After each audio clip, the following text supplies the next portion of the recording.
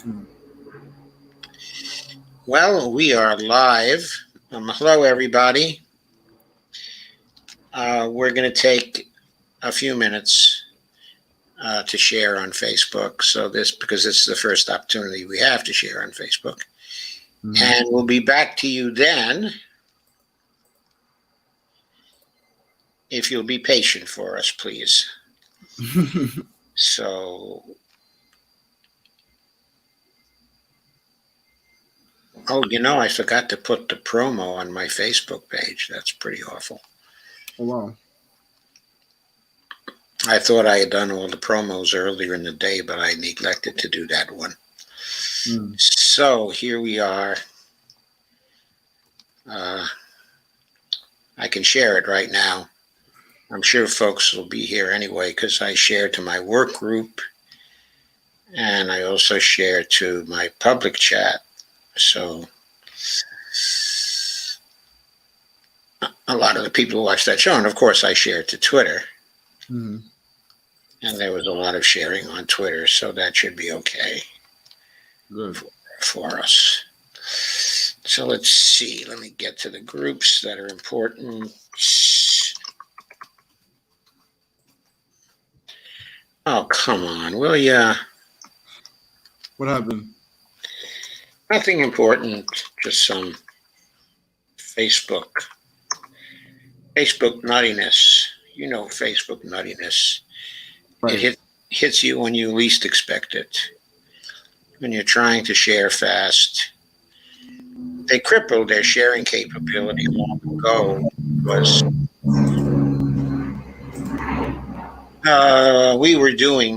our community was doing such a good job of sharing that we were kicking up the views, and they didn't want to see that. Right.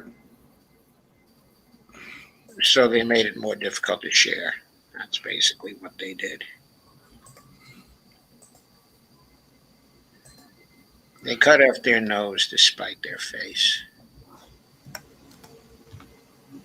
So here we go. I've got a couple of groups I share to.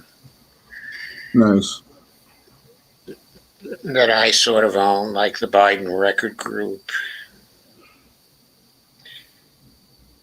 and the Certified Letters Group. Joe, you ever thought about doing Twitter Spaces? I don't know much about Twitter Spaces, as yet. Mm-hmm. I suppose I have to get involved in some Twitter Spaces and learn. Mm-hmm. I know you do a lot in Twitter Spaces, so what I should probably do is get involved in your Twitter Spaces and see. I'm gonna start doing more. I'm gonna do some Twitter Spaces for direct action, and I'm going to do more Twitter Spaces in regards to things we deal with, like mutual aid, things we deal with building the community, things along those lines. I'm not quite ready yet to do more Twitter Spaces where it deals with healthcare. Being a healthcare activist, people would think that's kind of odd, but I would like to know more, in my opinion, before I think I do a whole Twitter Spaces in regards to healthcare. Okay, I think I know a good deal about healthcare. Yeah. And so I'll be happy to help in those spaces if I can be of help. That'd be great. I would love to do that then in that regard because I'm working on something. I'm working with a few people in regards to mutual aid, in regards to work on co-ops. So I will be starting to do Twitter Spaces in that regard because I'm going to be having help in that area. And then obviously direct action training. I'm learning that on my own right now. So as more I learn with more direct action and training, I'll be able to do Twitter Spaces in that regard. But I would like to be more. I would like to read more on healthcare. I like to read more in all these different areas I'm doing anyway. But those two, I think I feel a little bit more comfortable holding a space for, unless I'm doing a Twitter space in regards to an actual direct action, like when we did a Twitter space for the Occupy Pfizer action. That was something good because we can talk about that action. We can talk about who's the speakers, why we're doing it, why it's important, our demands. People can ask questions, things along those lines. So doing Twitter spaces for direct action is always very easy. because everything is just more of a Q&A for the audience to ask questions to the organizers about that action, why it's important to us. Okay, please include me in the Twitter Spaces. Sure, absolutely, absolutely. I definitely will. I will certainly come. Yeah. Okay, so hi everybody. This is, of course, the End Up Show, and I'm your host, Joe Firestone. And unfortunately, our co-host, Lisa Theobald, I should say, will not be able to be here tonight. She went to the hospital over last weekend for some back problems, and they gave her some pharmaceuticals that have been throwing her for a loop this whole week, making her feel nauseous when she eats food and such. So tonight she had that kind of situation and was not able to come for the show. I'm sure she'll be back soon because she only has a couple of days more of the medication she has to take, and then I suspect that she'll be back to normal after that. But my guest for tonight is Shareef Suggs, who, as you must know by now, has been doing a lot, of activist events. For example, he was co-organizer of the M4M for All marches last summer.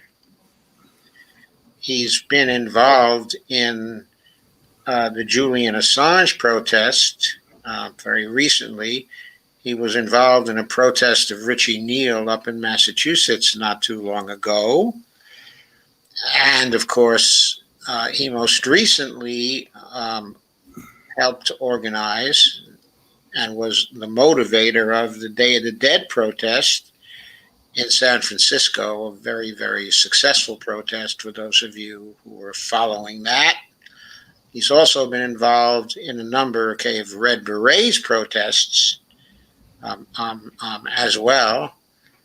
And he flew out to Washington to engage in a very active way in those protests. And most recently, he was, I guess, the primary organizer of the Occupy Pfizer protests in New York just this past week. And they were, I think, a wonderful success, a wonderful showing. And Shareef has got a lot more planned for us, but he came on tonight to talk specifically about the Kyle Rittenhouse trial that is ongoing, of course. I should say going on now. Right. The proper English, as opposed to mainstream English. And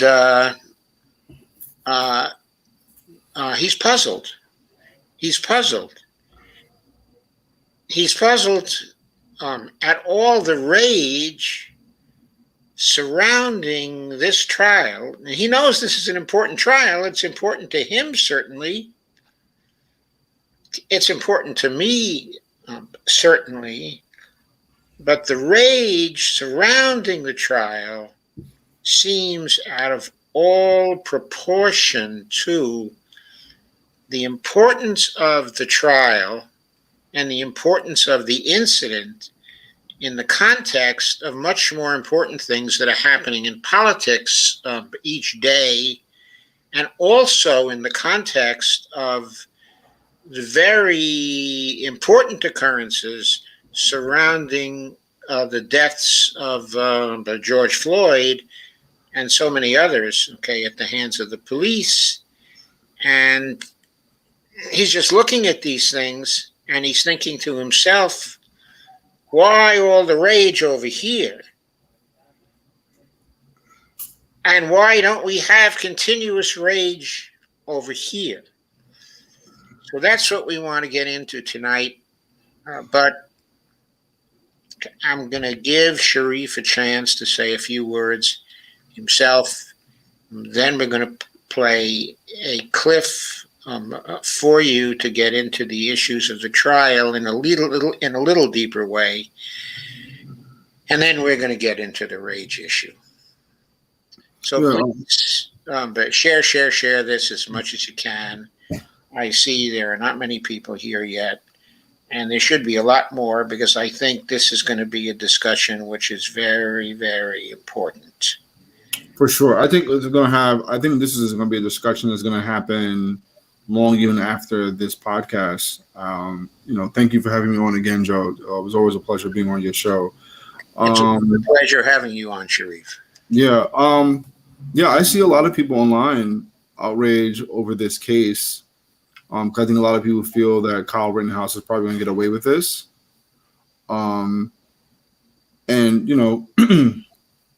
I feel the sentiment of being angry. I do. I really do.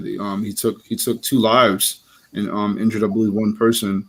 But at the same time, why don't we have this same outrage for everything else in our society, especially when it deals with healthcare?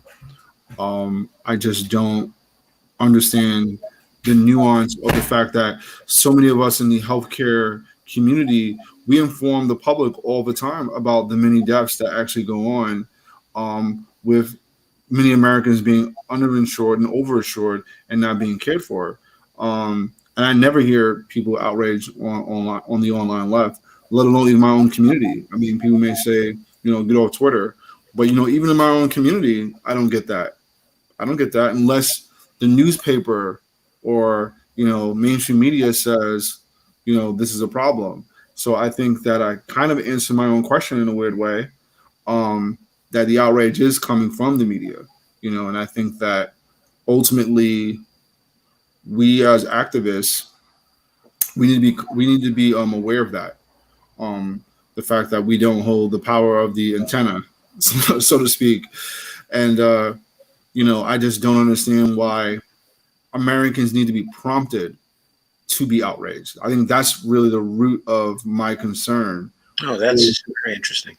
Is that we're prompted to when to react to an issue.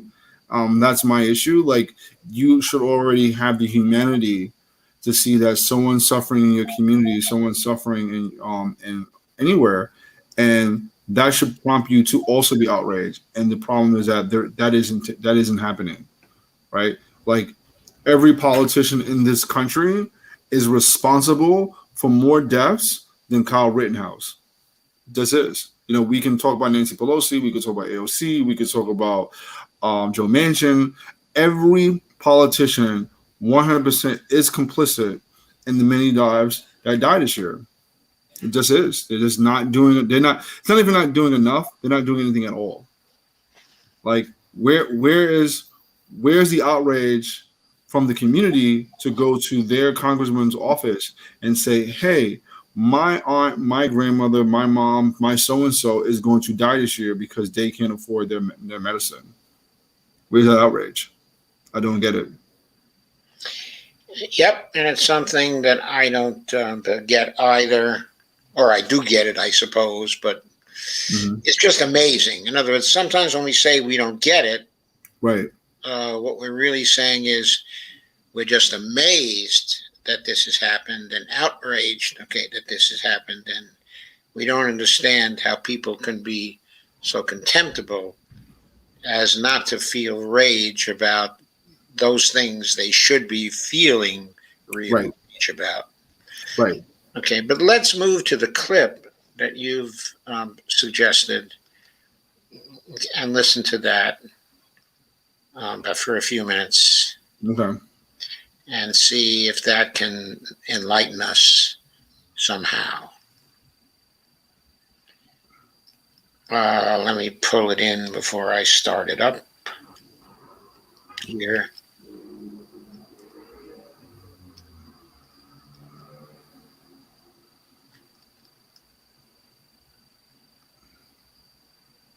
Okay, there it goes. Okay, you should be seeing it now, and I will begin to Roll it forward. It's a relatively short clip. House, facing charges in the shootings of 3 people. 2 of them were killed during police protests in Kenosha, Wisconsin. Today, the unusual scene when the judge had Kyle Rittenhouse himself pulling numbers from a lottery-style drum at random to ultimately determine the jury that would decide his fate. In the end, 7 women and 5 men, 1 person of color. The prosecution argued this can't be self-defense when you create the provocation, that there's no self-defense against a danger you create. The defense arguing it was self-defense, arguing Rittenhouse thought his life was in danger. Rittenhouse facing 5 criminal counts, and if convicted on the most severe charge, he faces up to life in prison. The jury today requesting extra copies of the judge's instructions that run some 36 pages long. And tonight, as we await a verdict in this case, some 500 National Guard troops are standing by outside Kenosha. Our senior national correspondent, Terry Moran, leading us off from Kenosha tonight. In the courtroom in Kenosha today, a striking moment. Kyle Rittenhouse facing life in prison if he's convicted on the most serious charge, drawing the numbers himself at random, determining which of the 18 jurors who watched the entire trial will decide his fate. Number 9 and number 52. In the end, those jurors, 7 women and 5 men. One of the 12 is a person of color. Rittenhouse faces 5. Okay, so right there, I want to point out that if that jury were actually representative of America, Right. Right. there would be 3 or 4 jurors, of color. Well, not even just that. We don't even know how many people of color was even in that box, right? Like, we don't know how many women, we don't know how many Asian, we don't know how many Indian, we don't know how many Arab, we don't know how many anything. All we know, they're gonna have maybe like 2 people of color in that box, and he just so happened to pull out one of them, right? So we don't know how fair it was. Right, and absolutely in the voir dire process that they go through to choose the jurors. Can I ask you a question? Can I interrupt? Can I interrupt you for a second? Have you ever seen that before in your life? I've never heard it before in my life. I've never heard of someone who's on trial and they're allowed to pick their jurors. Never heard it before in my life. I've never seen it before, but they don't get to see who the jurors are, right? Or it's supposedly the names are randomly done. So I'm not sure the selection was biased, in terms of that. But in the voir dire process, the lawyers on both sides, are given chances to challenge potential jurors and to say, this one can't be in the juror pool. And they can give just very flimsy reasons of it. Right. So it would be the case that the defense attorney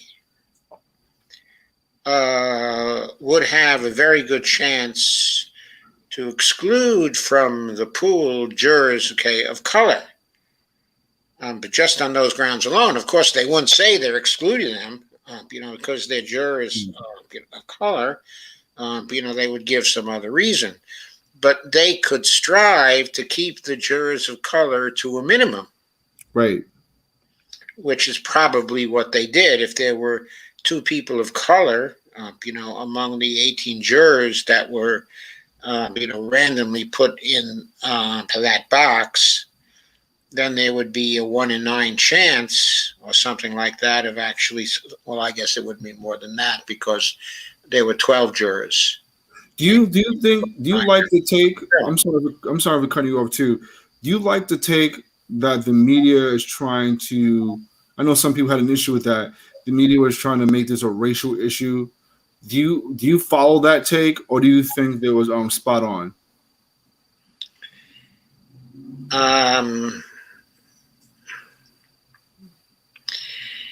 It seems to me, if there's only 1 person of color on the jury,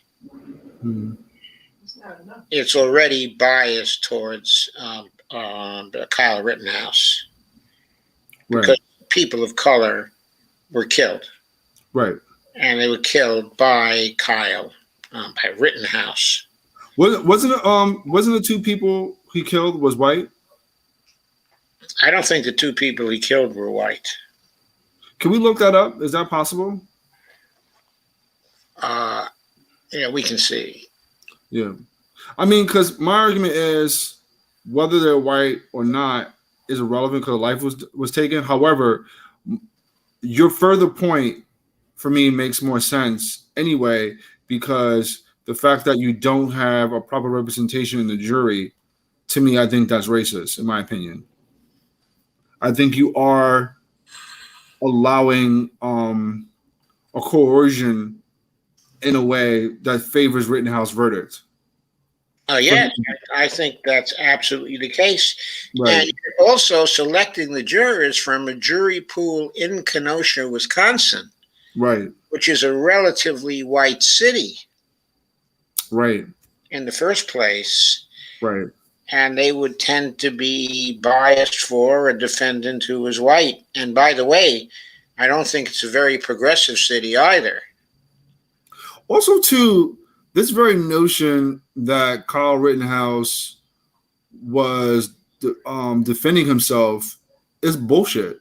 No one's walking around with like a semi-automatic weapon, right? And then he had gloves on, right? So you know he came there to do damage. He seemed prepared, right?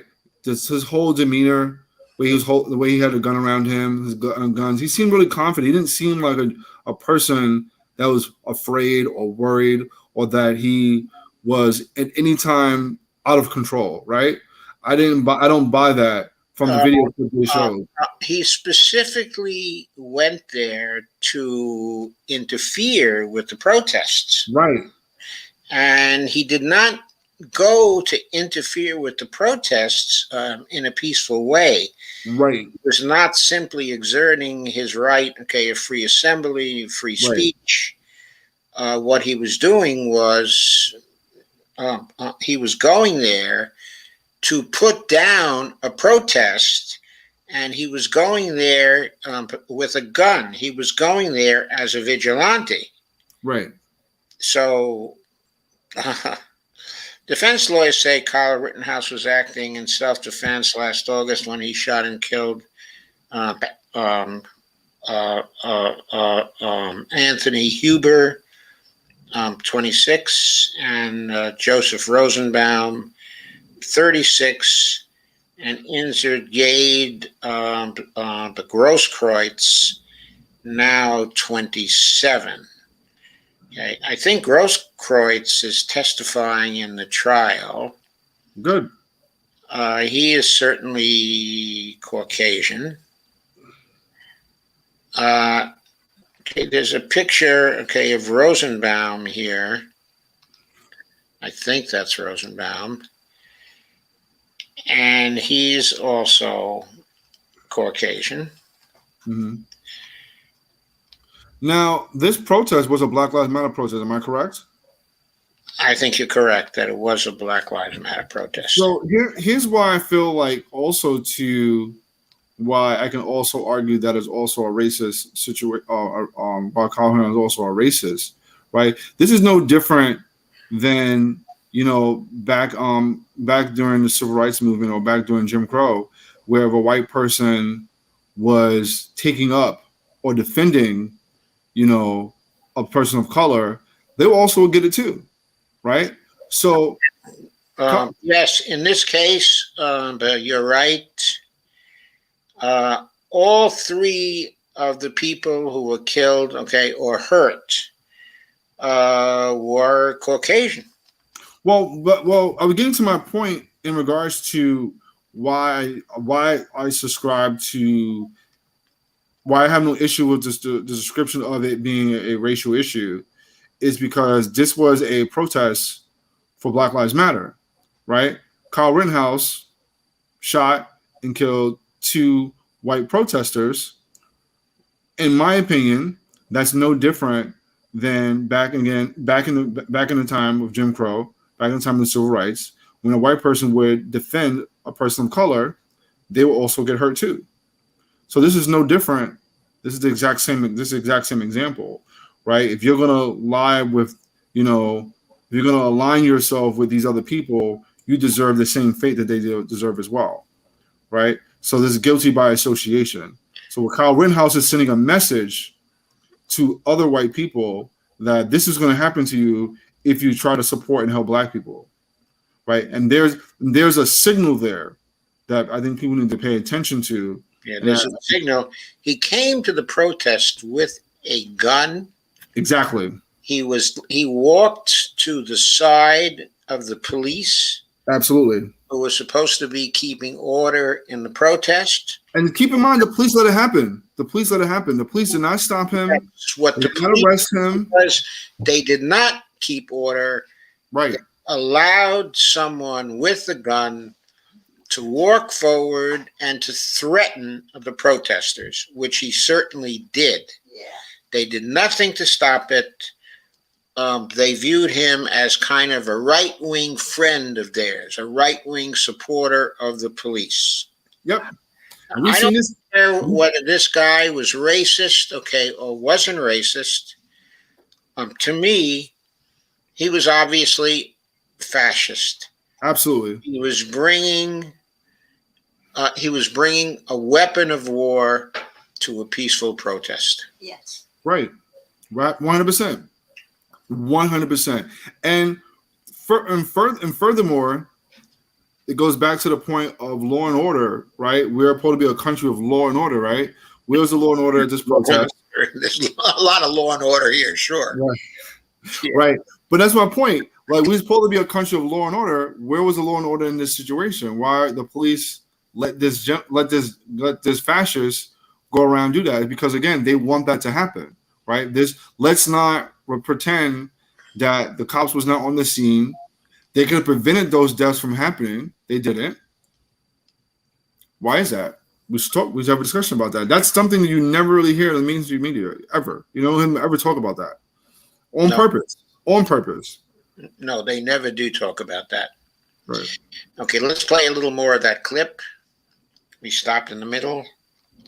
5 felony charges from first-degree intentional homicide, the most serious charge, to reckless endangerment. So the jury must look at each of the 3 shootings, 2 of them deadly, Rittenhouse committed that night last year. Each one captured on videotape and testified to by witnesses. I thought that the defendant was an active shooter. This case carrying unmistakable political overtones, those protests sparked by a police shooting, and the defense clearly trying to put the protesters themselves on trial. The rioters, the demonstrators who turned into rioters, those are the individuals who bring us forth. They were pushing, firing dumpsters, destroying property. Everything this community went through. Wow. The only person. Okay. Wow. Okay. Outrageous. So supposedly we're supposed to believe that because people were destroying property or hurting property, that Kyle Rittenhouse is a hero. Had a right. He's a hero. You didn't know that, Joe? To that protest with a gun? Yes. Because to try to stop that? No, he didn't have a right to do that. How dare you, Joe? He was adding to the disorder. Right. Inflaming the situation. 100%. Well, it also goes. He created a situation where people ran towards him because they thought he was an active shooter, and they were trying to defend other people. They were the real heroes in this situation. That's a very liberal take too. That lawyer did a very liberal take. Bullshit. So stupid. Like, he's a hero because he's protecting property. Because the capitalists need their property. How are we going to have a free market society? We have these rioters and looters destroying things. We got to things got to get back to normal. Rittenhouse is a hero. But by the way, bullshit. That is not a liberal take. Well, in other words, I am old enough to remember the liberals. Mm-hmm. When they were in control, of things, mm-hmm. and they never justified the killing, okay, of demonstrators because the demonstrators were destroying property. Now, there were a lot of people who did justify things that way, but not the liberals of the 1950s, 1960s, and 1970s. In other words, not the real liberals. Okay. That term is loosely thrown around these days, especially by Fox News. I mean, that term is applied to everybody they don't agree with. Interesting. Okay. So that's what's going on there. It's labeled. But this is not a liberal take in the sense of the liberalism that produced the New Deal, Social Security, the 5-day weeks, the civil rights bills. No.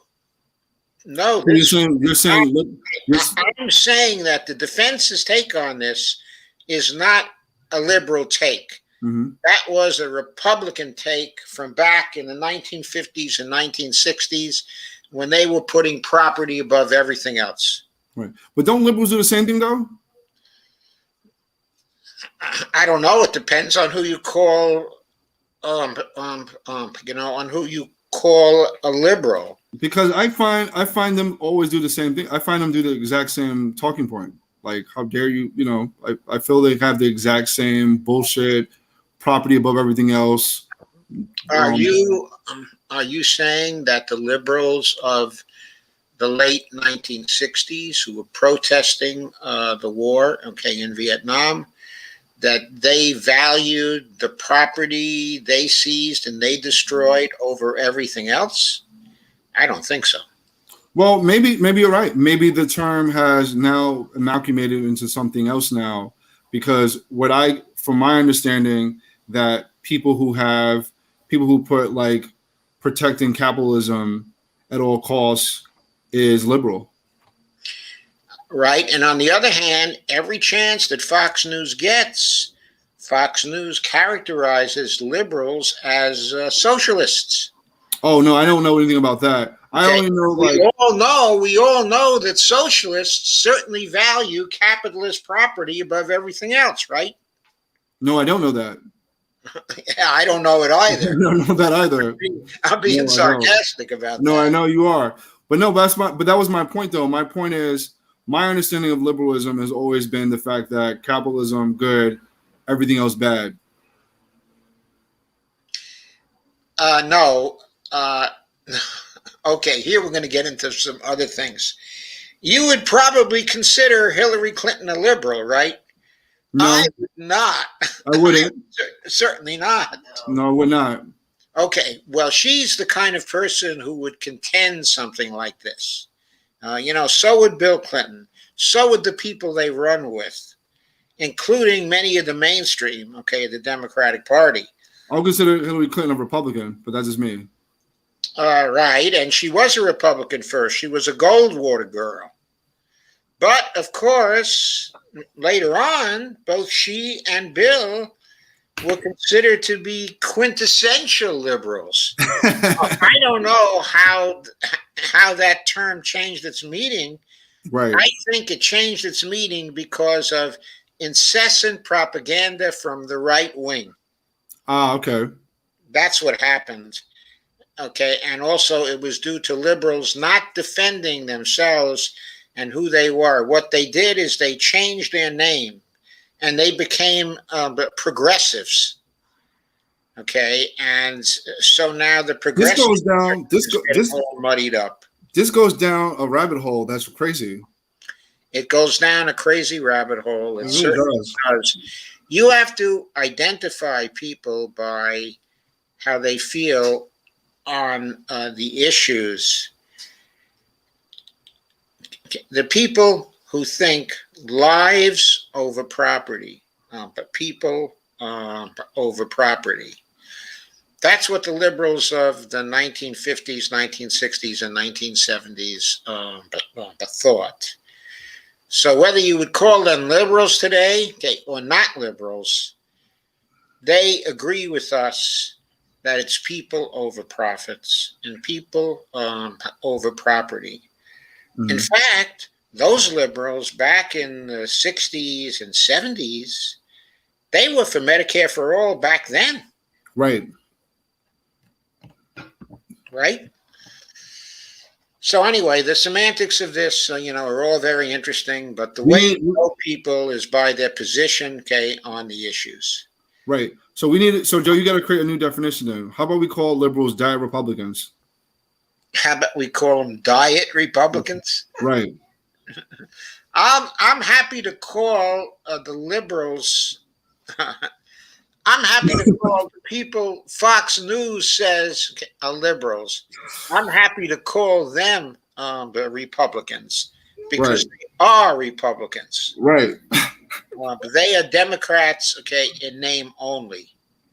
Certainly. They're not FDR Democrats. In other words, if FDR was the quintessential Democrat, they are not Democrats. Wow. Well, no way is Joe Manchin a Democrat. Well, my argument is, like I talked about it before, like, people say he's this quintessential Democrat, but he still had to be pushed to get to do it. He had to push to get to that title. Well, he did have to be pushed, but he asked people to push him. And when they pushed him, he took the proper action, okay, when they pushed him. Okay, now, of course, it's true that FDR was a racist. Right. And it's true that he excluded blacks from the New Deal, but to a great extent. And that is something that will always remain a stain, okay, on his record. Right. But he did all of these very, very good things as well for the middle class.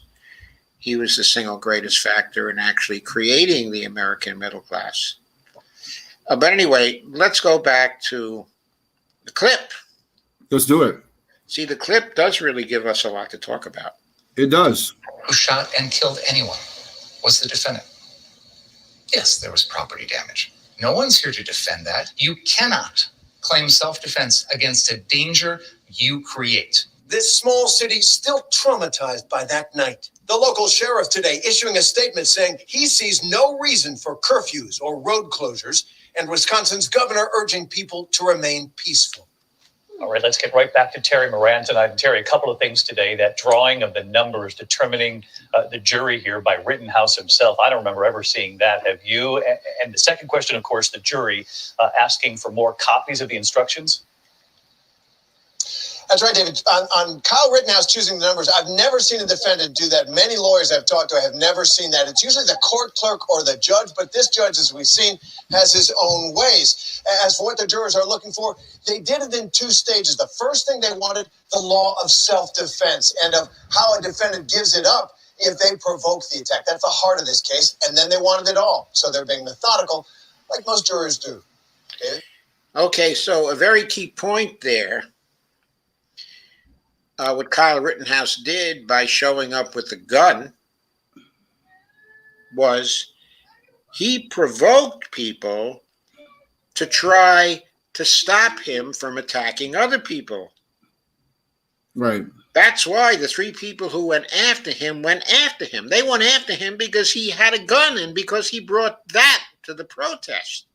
Right. He had a military weapon. Right. So how can he claim self-defense? Okay, in this instance, I think the prosecution was very right to make that point. He provoked those people to attack him, right? Because they were attacking him in self-defense and in defense of the others. Didn't he also give a bullshit reason? He said his father lives there and there was a fire, and that's why he wanted to go there to make sure his father was okay or some shit like that. Likely story. Right. Yeah. Right. Bullshit. That had no credibility. Terry Moran, into the night there, and tomorrow we'll see you right back here tomorrow, Terry. Thank you. Not at all. Hi, everyone. George Stephanopoulos here. Thanks for checking out the ABC. So that does it for that particular clip.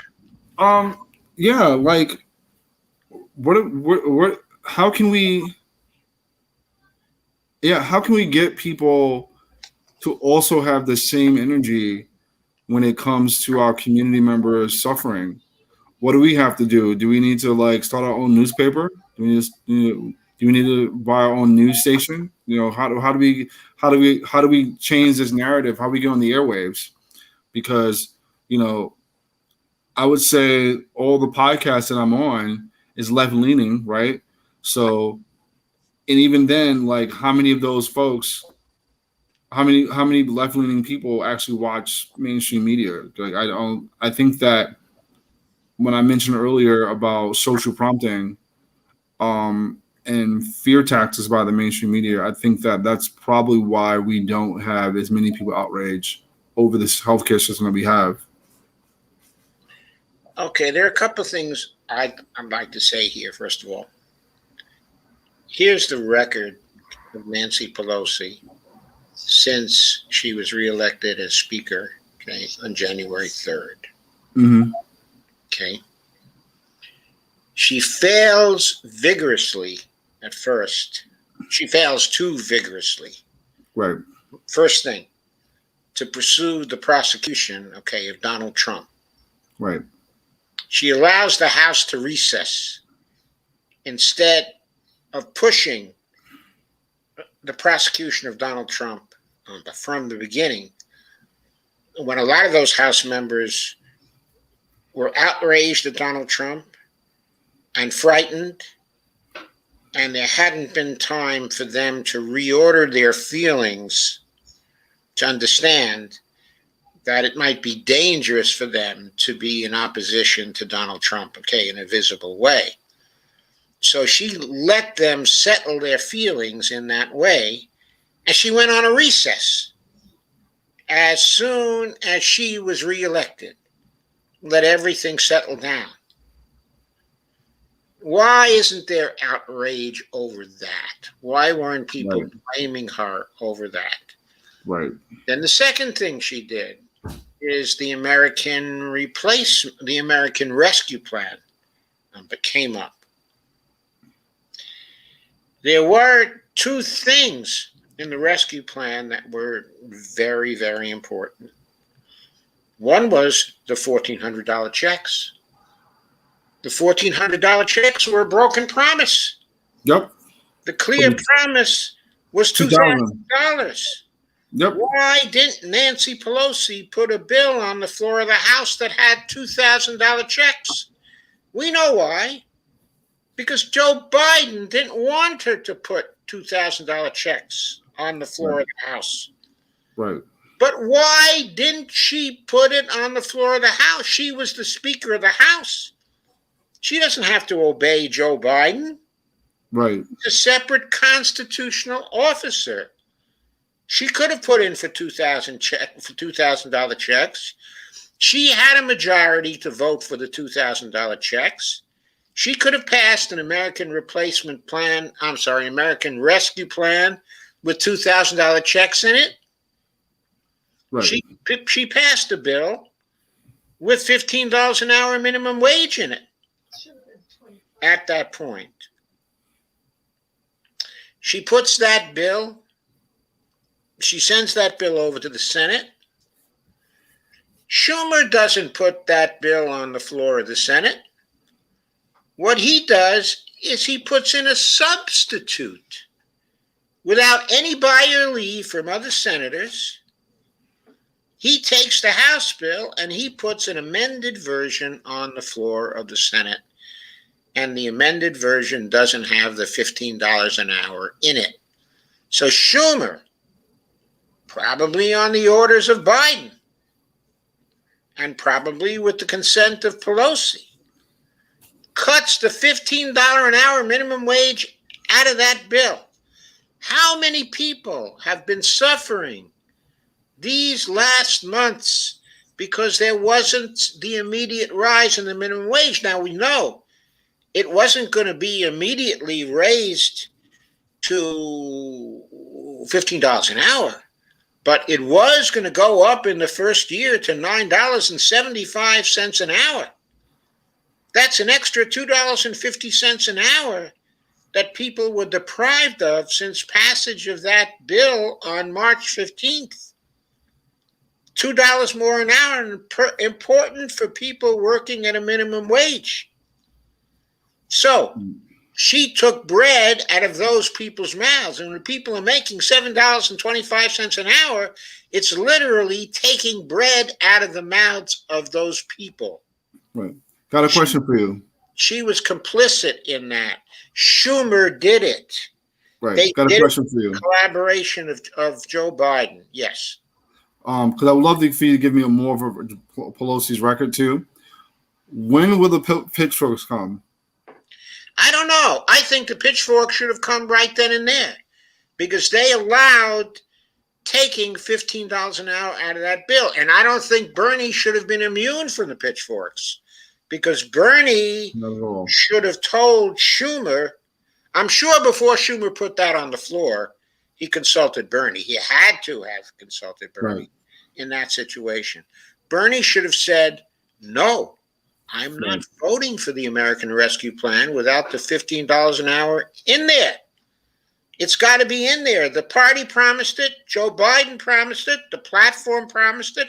I've promised it. We all promised it.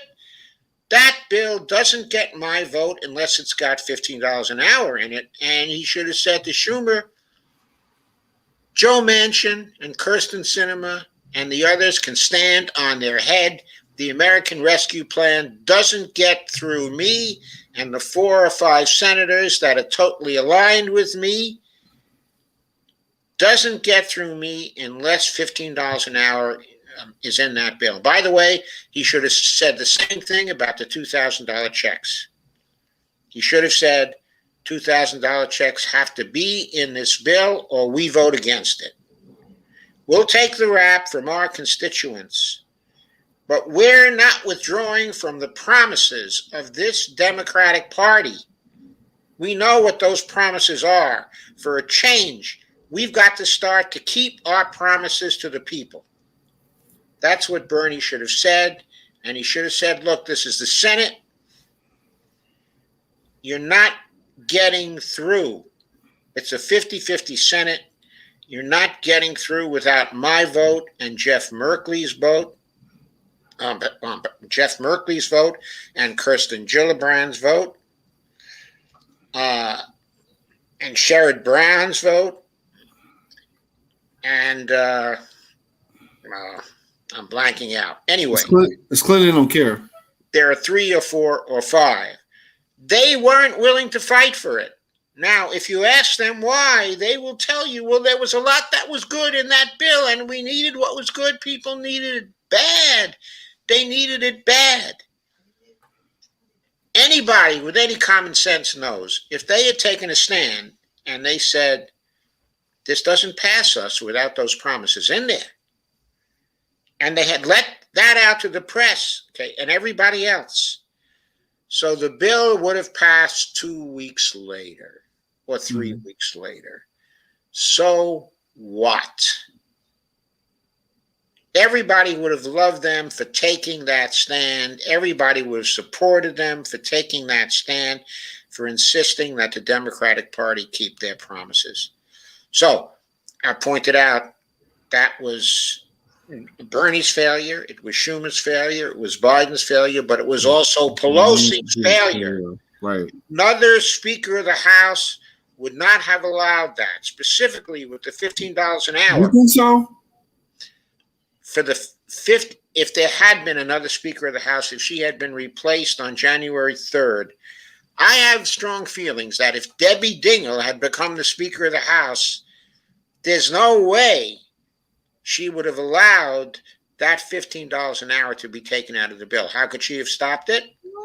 Or another speaker stopped it? They could have done something real easy. When the bill came back to the House without the $15 in it, they could have put the $15 an hour right back in and sent it back to the Senate and said and called for a conference committee. I don't know, Joe. I think if Debbie Dingell or Pelosi with it, I think it still would have been the outcome would have been the same. Maybe. I mean, I'm not saying no. Well, that's true. I know you're not. It couldn't have been the same, but it might have been different also. Not all the speaker candidates, in fact, that would have come up were to the left, okay, of Nancy Pelosi.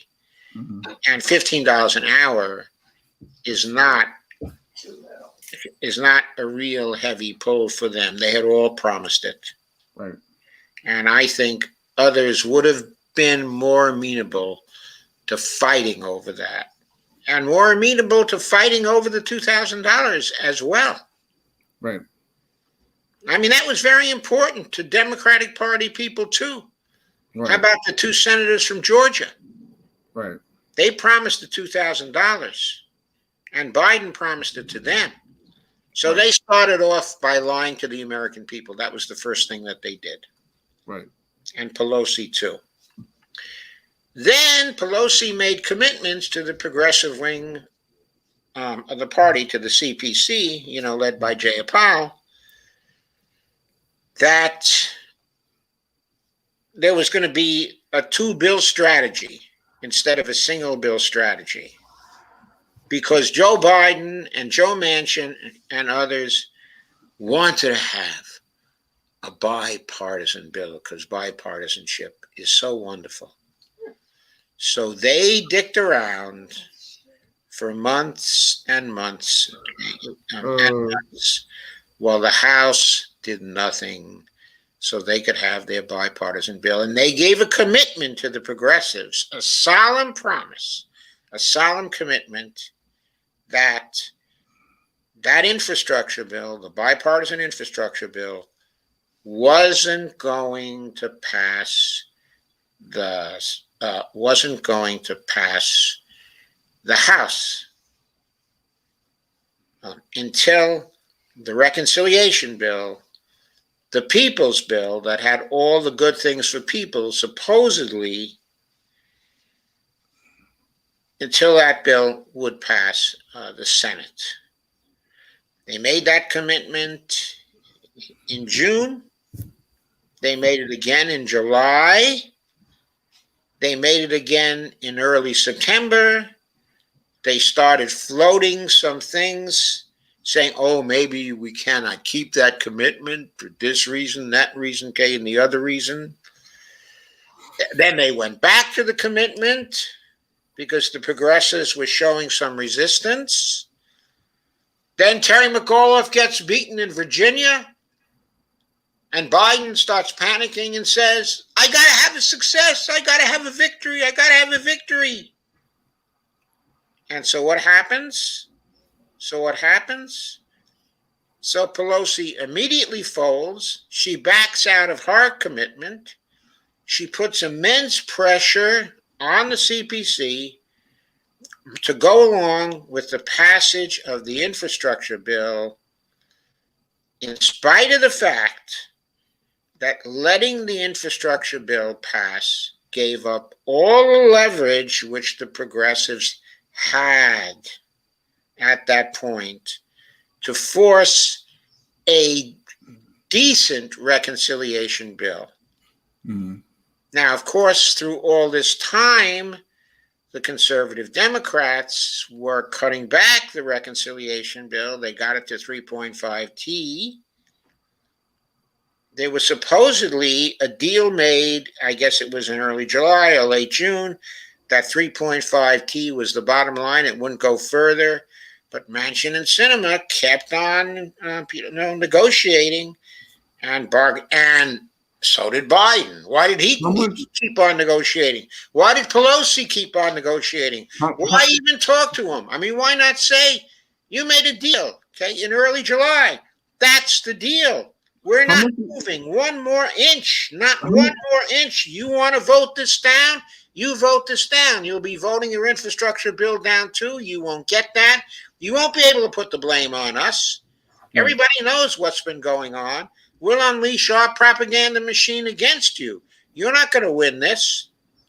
How much do you think the American people actually are informed by this point?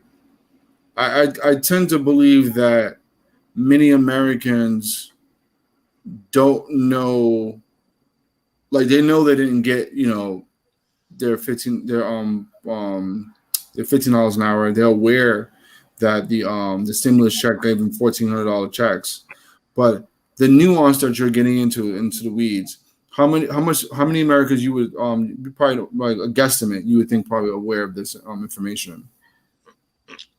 Okay, I'm not sure that's really relevant. The reason why, I think it is, is because if Biden, Pelosi, Schumer, Sanders, all the rest of them, and all their allies in the media choose to fight, they've got a propaganda machine too, bigger than Manchin's and bigger than cinema. Here's why I feel that is relevant. Because if you don't apply pressure to these people, and the American people don't know that, right, they're going to keep doing it, right? They keep doing it, right? And that, is relevant. But why my point, is relevant is simply to assert that Biden and Schumer and Pelosi especially have the funds and have the power and have the control over the media, that if they wanted to make that fight, they could have beaten Manchin and Sinema, and the other resistors. Right. They could have done it. They chose not to make that fight. Right. For me, that's on Pelosi's record. Absolutely, 100%. One of the bad things that she did. How do you feel about those protesters going to that wedding that Christian Sinema was at? You think that was justified? Absolutely. Anything. I agree. I think anything was justified. Oh, I agree.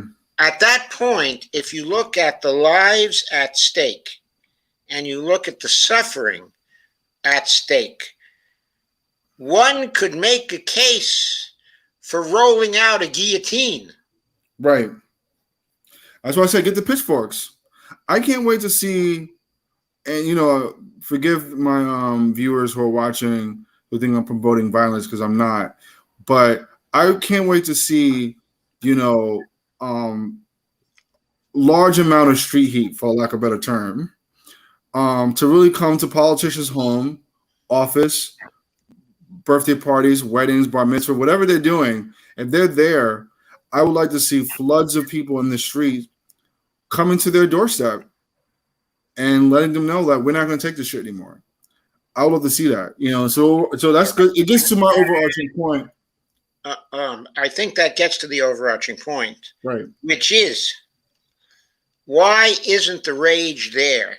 Yeah, exactly. That kind of activity, when people consider what these rulers are doing to us by their refusal, first of all, to provide Medicare for all. Right. Here's Joe Biden. He can provide Medicare for all for the duration of the pandemic. Right. Right now. He just has to invoke Section 1881 of the Social Security Act. Right. 1881A of the Social Security Act. Right. That's all he has to do. He can mint $100 trillion coin. That's all he has to do to cut off this stupid debt ceiling crisis. Right. He has the power to cut off the debt ceiling crisis. He can relieve 45 million people of all their student debt. Today or tomorrow. Yep. He can license out all the vaccines for COVID to manufacturers in different countries, so that vaccinations can be quickly provided to people all over the world, so we don't have to worry about any more variants. We're being warned that in 2-3 weeks there's going to be another wave here in the United States because of the variants. Yep. Those vaccines could have been licensed out last February. Yep. And the whole world could be vaccinated by now, because we'd be bringing in the manufacturing power of other nations as well. Then we wouldn't be having to worry about a new wave in this country. This is monumental mismanagement of the pandemic by this administration. On purpose. On purpose, yes, Yeah. to protect the interests of the pharmaceutical companies. On purpose. Placing property over people's lives, over our lives. Why is there not outrage about that? Okay. So Right. Shareef organized a demonstration in San Francisco, 2 weeks ago, Shareef, now? Yeah, it was on the day before Halloween. Yeah, the day before Halloween. Yep. Okay. And he went to San Francisco, as did many others, including strong support from the Red Berets. And they went to Pelosi's house. They held a vigil there.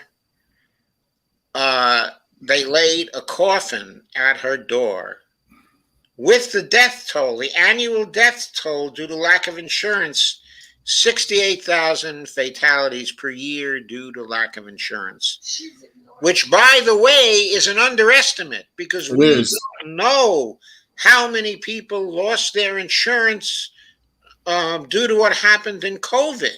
Yep. So many people were thrown off their jobs. They were without insurance. Right. 1 out of every 781 of them died. We don't know exactly how many were thrown off, so we don't know exactly how many died.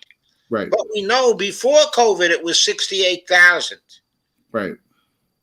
So maybe it went up to 85,000 or 98,000. Unnecessarily dead people because Nancy Pelosi said to everybody else in Congress, you will never get Medicare for all. That's right. And they voted for her to be speaker anyway, even though she said that to him. So they are complicit in our not getting Medicare for all. Right. So Shareef went with this demonstration. There were a lot of good speeches there. It was a very good protest. It made the point, though, that Nancy Pelosi bears a lot of responsibility for us not having a Medicare for all passed. And by the way, that responsibility goes back a very long way because in 2009, Nancy Pelosi had an enormous majority in the House of Representatives. Mm-hmm. She refused to pass H.R. 676 back then. Mm-hmm. But instead, she futzed around with a public option. A minuscule public option would have only covered 10 million people anyway. Mm-hmm. That's what came out of her committees. That's what she supported. Then she compromised that away and threw that away. And when the Democrats lost their 60th senator, when Scott Brown was elected in Massachusetts, everybody thought that the Affordable Care Act was dead. And what did Nancy Pelosi do? She said, oh, we can't go home without passing anything. And she resurrected the damned Affordable Care Act. She resurrected the damned Affordable Care Act. It would have been better for people had she just let it die and had the Democrats run on Medicare for all in 2010. Right. Instead, they passed the Affordable Care Act, and the Republicans took over the House and eventually took over the Senate because Obama accomplished nothing else for the rest of his administration. Right. He was basically a lame duck for the rest of his administration, while making, of course, all kinds of claims about all the good things he was going to do for people. He did nothing. Bullshit. It was bullshit. He did nothing. Right. And Nancy Pelosi did nothing. And why did these failures take place? Because when Obama held the whip hand at the beginning of 2009, when people would pass anything he asked for because they were panicked over what was happening to the economy, he refused to pass a Recovery Act in the neighborhood of $2 trillion when he could have done that easily back then. Right. Instead passed owning an $800 billion recovery bill, produced the slowest economic recovery in history, and he and Max Baucus refused to pass H.R. 676, completely tabled that bill and buried it. John Conyers' great H.R. 676 bill was buried. We might be going a little bit off topic, but why did people celebrate Obamacare so much? Working class, working class folks. They did not celebrate Obamacare. They didn't celebrate. The only people who celebrated it were the freaking Democrats on the floor of Congress. Well, I would argue with you different. Members of my community thought it was good. No. I would argue with you. I didn't like it, but I would argue with members of my community thought it was good. You have to look at the immediate reactions to the Affordable Care Act in the polling, at that time. Sure. The Affordable Care Act was opposed by a majority of the population when it passed. The Republicans made hay out of it in 2010. And that was one of the main issues that they ran on, that the Affordable Care Act was a piece of crap. Right. So the people as a whole in this country were not celebrating the passage of the Affordable Care Act. Now, over a period of time, they became more friendly to the Affordable Care Act because they thought, well, it's better than nothing. However, if nothing had passed, the issue would have still been alive in 2010. Maybe the results would have been entirely different in 2010 or in 2012. So you think Obamacare was a way to kill Medicare for all, obviously? Oh, it definitely was a way to not just Obamacare, but the public option was definitely a way to kill Medicare for all. It was anything but Medicare for all. Right. And Pelosi was about that anything but. Right. So her record, of denying people Medicare for all makes her complicit in the deaths of 356,000 Americans from 2010 through 2016, and makes her complicit in all the deaths due to lack of insurance since that time. I'm right. The March for Medicare for All, where we're filing a complaint with the UN right now. We're doing our due diligence. Yes, we're getting help from members of the National Lawyers Guild, and right now we're trying to do data collection. We're trying to do surveys, questionnaires. We're trying to get that stuff going. Do you think anything else that we should be doing, I guess, from a litigation side to help with the fight for Medicare for all? We don't have any delusions that the UN is a winnable option. It's an option that we just want to use to help keep applying pressure, get more people to keep having their eyeballs for Medicare for all. But what are some other things that we can be doing? Because it behooves me that, again, the outrage for this issue is not there. We don't have people in the streets, promoting this on a daily basis. Okay, I think maybe one of the reasons is we are not, by we, I mean, the alternative media. Mm-hmm. We have so many horrible things going on that you're not sure where to concentrate our fire. How many people do you talk to who are trying to spread the news of how many fatalities occurred between 2009 and now, due to the fact that when the Democrats had a golden chance to pass H.R. 676 very little in February of 2009, that they did not do so, and that therefore they are complicit in roughly I don't know, 356,000 deaths between 2010 and 2016. There have probably been at least as many deaths from 2017 to 2022. We're probably looking at 750,000 deaths just from that. And that doesn't count the COVID deaths. So these neoliberals, by their actions, they're committing negligent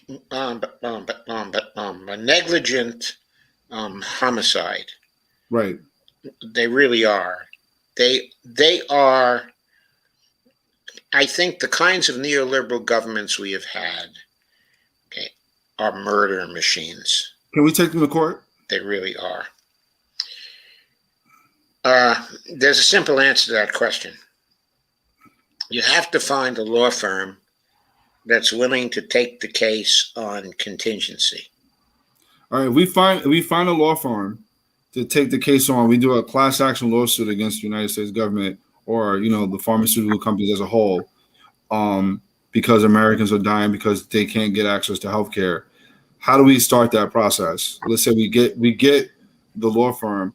How do we help them navigate that? Right, because I'm pretty sure even if they agree to do the case, we'd have to still provide them with something for them to do that. Well, you have all the deaths that have occurred due to people not having health insurance.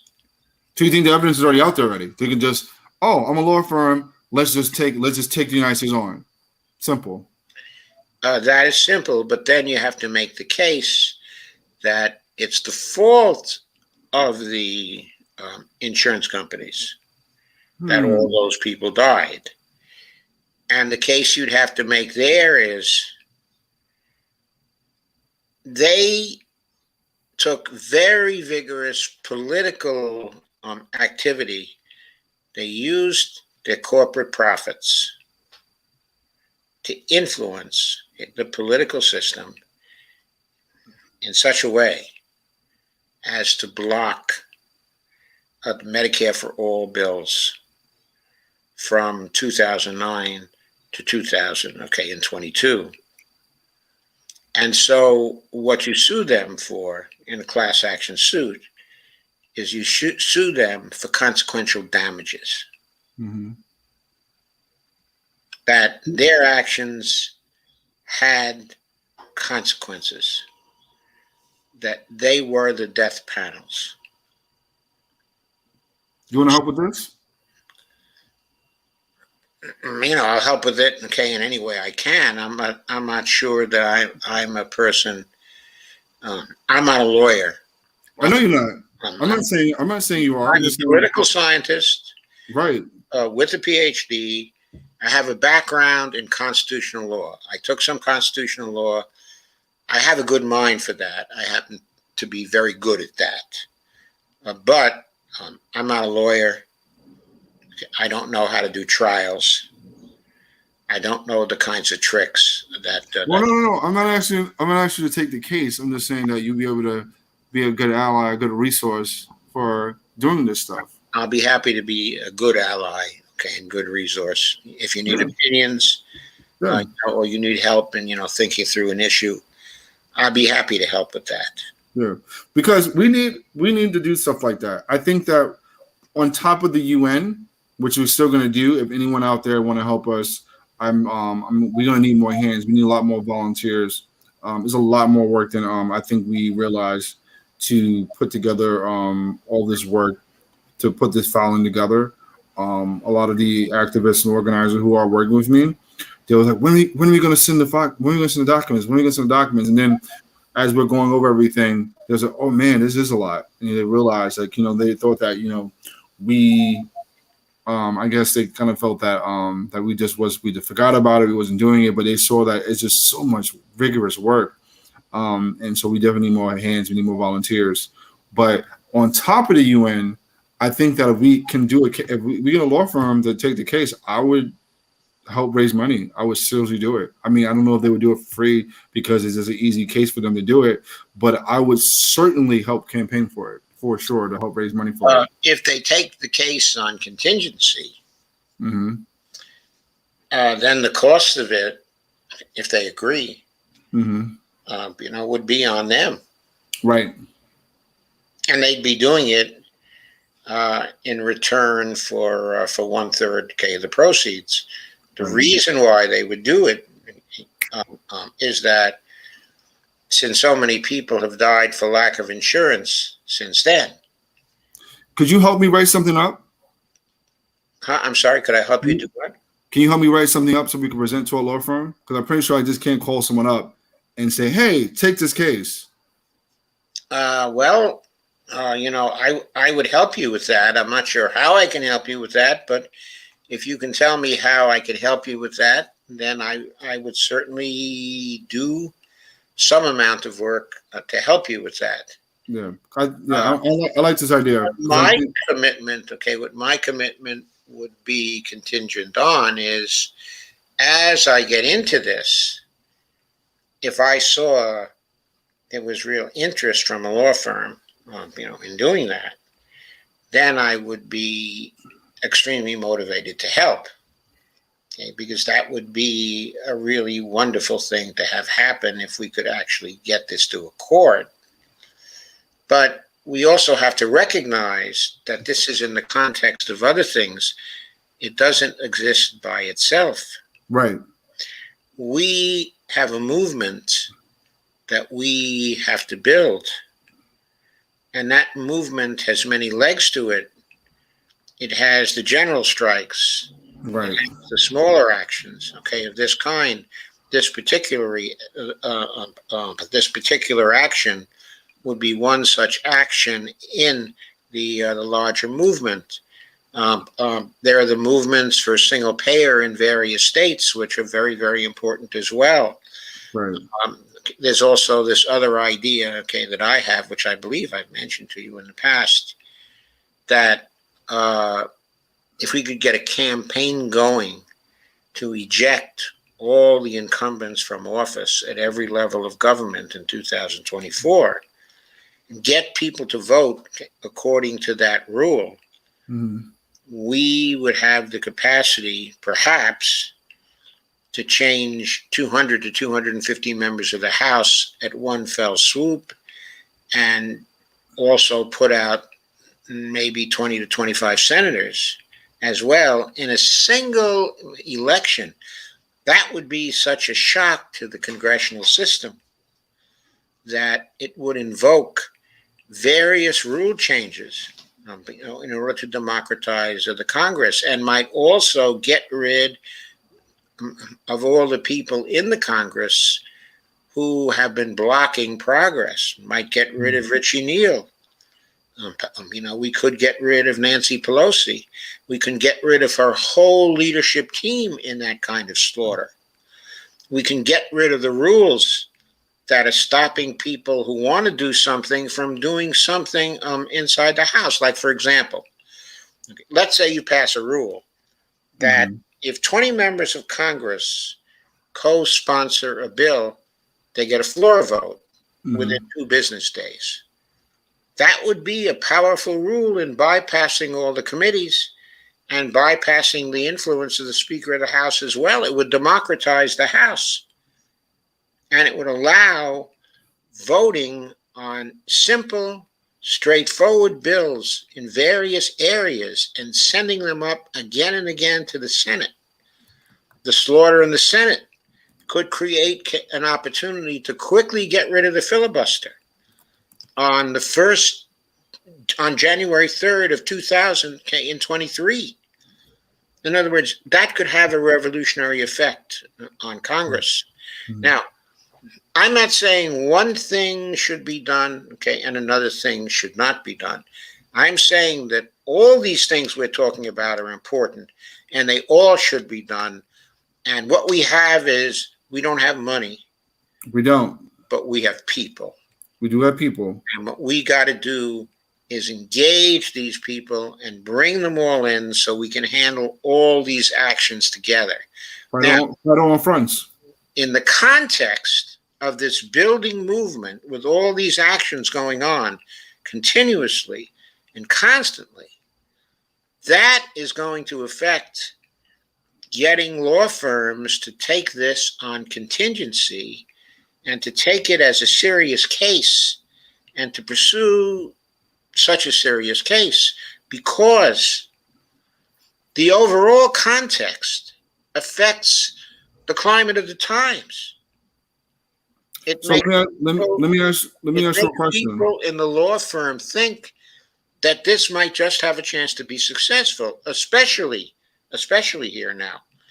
If we're successful in 2024 and those rules in Congress are changed, then the Supreme Court can be dealt out of judicial review of bills, because we can use Article 3, Section 2, of the Constitution to strip their jurisdiction to review certain bills. Let me ask you a question. All right, two-part question. Number one, right? We have the Red Berets, we have Whole Washington, we have March Medicare for All, we have Healthcare Now, we have the Real Progressives, we have so many different healthcare activists and groups. We have such a vast amount of different of ideology when it comes to fighting for healthcare. I think that we have enough power. We have Nurses United, we have different unions and different things like that. We have enough power to go to like to do, not just for law firm, but for anything, to rally behind pushing for anything. In my opinion, we have the numbers. You know what I mean? Obviously, Okay, we have the numbers, but as you started out this program with, right, we have to mobilize the people to feel that rage, to continue to feel that rage. That's the important thing. Why do they feel the rage out of this Kyle Rittenhouse trial, which in some ways, even though it's an important trial, if you put its importance into context, it becomes something of distraction compared to moving forward the movement. And the press is besieging us all year long with these distractions. Who cares about whether Kamala Harris is up in Washington right now or Pete Buttigieg is up in Biden's eyes? Who cares about which of these idiots they offer us? They're both idiots that we would be idiots to vote for. Right. It's got to be clear to the Democrats when they poll in 2023 that both Pete and Kamala are totally unacceptable to the movement, that the movement is big enough to defeat them by itself. Right. We have to become so big. Well, I hear you that we have to become so big. Reason why my second question is that we have more people who are tuned in to the mainstream media in regards to the Kyle Rittenhouse than we actually have members of our healthcare coalition. So we're still small in that regard. For now, yes. But we have alternative media mobilizing now and getting larger, and more important. But my point is that, do you think that our numbers are big enough to attract a law firm? I think it is, but I'm just wanting to hear your opinion.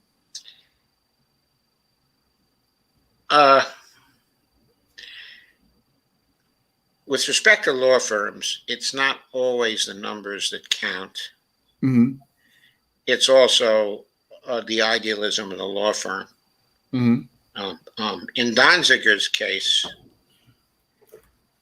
he made a lot of sacrifices to challenge Chevron for years and years, and years. I mean, he'd been working on that case since the 1990s. Why did he take the case, in the first place? Part of it, was idealism. Mm-hmm. He knew he was going to face tough times. He knew it wasn't going to be a picnic but he cared about what the oil company was doing to the indigenous people in Brazil. He wanted to help them. There are lawyers like that, not many compared to all the lawyers, there are in America. But even in some of the biggest firms, there are lawyers like that still who will take certain cases because they like the justice, of their cause. Right. We need to find a lawyer just like that for the March Medicare for All. I mean, for help Medicare for All in general.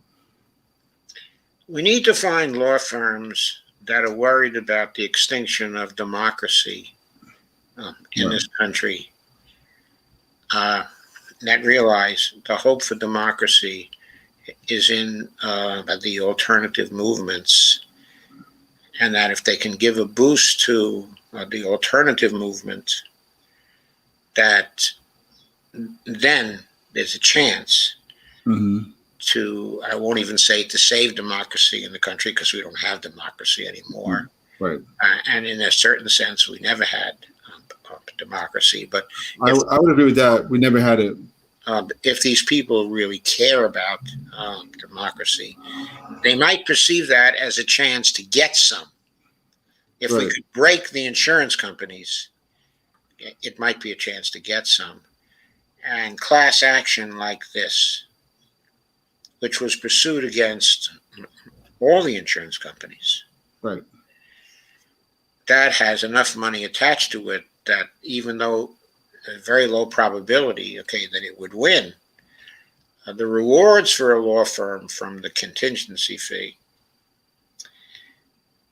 would be so huge that a case like this would be able to demand attention if they reviewed it and they thought that they could win it. I think we should. I'm going to do this. When I wake up tomorrow, I'm going to work on this. I'm going to really think. I'm going to ponder about this and figure how this out, because I really think we can do. I really think this is the.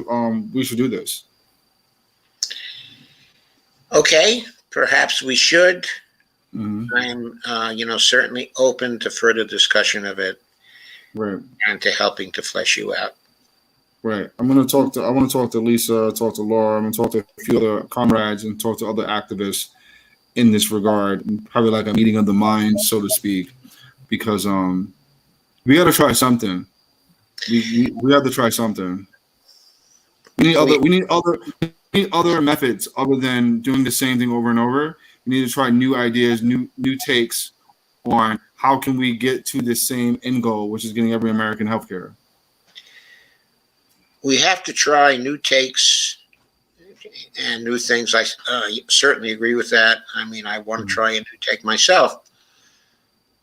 However, we cannot abandon the old takes that in some sense are just starting. Not at all. State-based efforts that, in Medicare for All are gaining momentum right now. Right. And maybe we can break through, on that level. Certainly that would be something worth having. So Bonnie has a question. Yeah, they're now starting to make patches instead of needles for the COVID vaccine. Yeah, the vaccine. And Stanford University, and there's another one. They've made, if I can find it. Anyway, it's one of the universities that's developed these patches. If we could encourage that, doesn't take any kind of refrigeration. A lot of people don't want needles. They're afraid of needles. And it might be able to, they could put it on their body without people knowing. Right, but that's a technology solution. I'm not saying it, wouldn't be great. Okay, it's not a great solution. It certainly is. But if we're going to get it to everybody in the world, this administration has to be willing to license the patents out to everybody else. In other words, it's fine. It can give the companies, that are developing this, a very big payment for for what they're doing. But in the end, the intellectual rights cannot belong to the companies. They cannot have that. They have to belong to the public. Okay. This has to be a case of socialism, so we can share it with the rest of the world, because the rest of the world has to have it. If it doesn't have it, this pandemic is going to go on and on and on, and we'll never get rid of it. I want to say hello to your wife. Hi, Bonnie. How are you doing tonight? I'm fine. I'm so glad that Joe's talking with you. I have to thank you for all the work you've been doing. Oh, thank you. Amazing. Thank you so much. I appreciate that. Yes, he is untiring. Yeah. Are you married? Absolutely untiring. Untiring. Are you married, Bonnie? Yes. Not yet. Okay. Okay. Okay, so That's hilarious. That's so funny. Well, no, also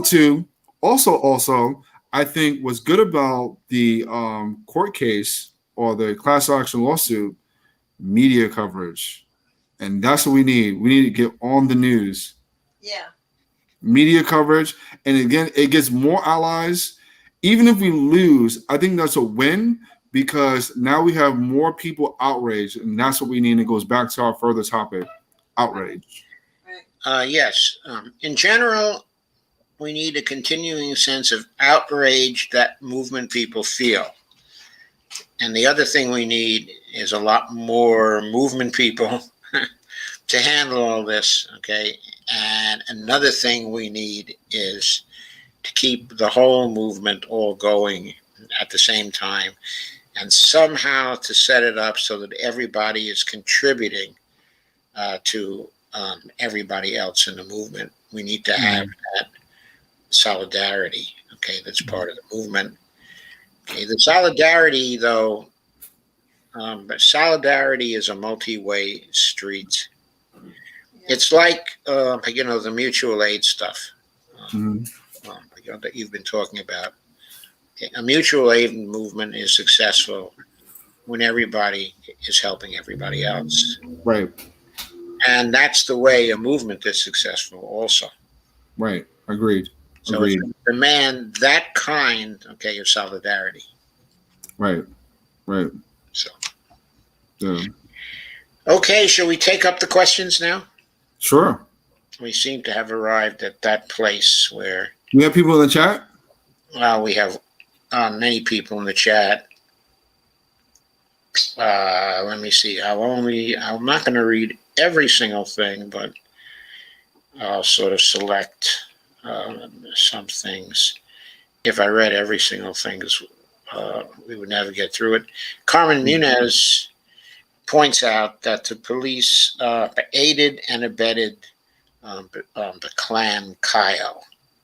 I guess there are claims that Kyle Rittenhouse was a Klan member, and that was relevant to his crimes.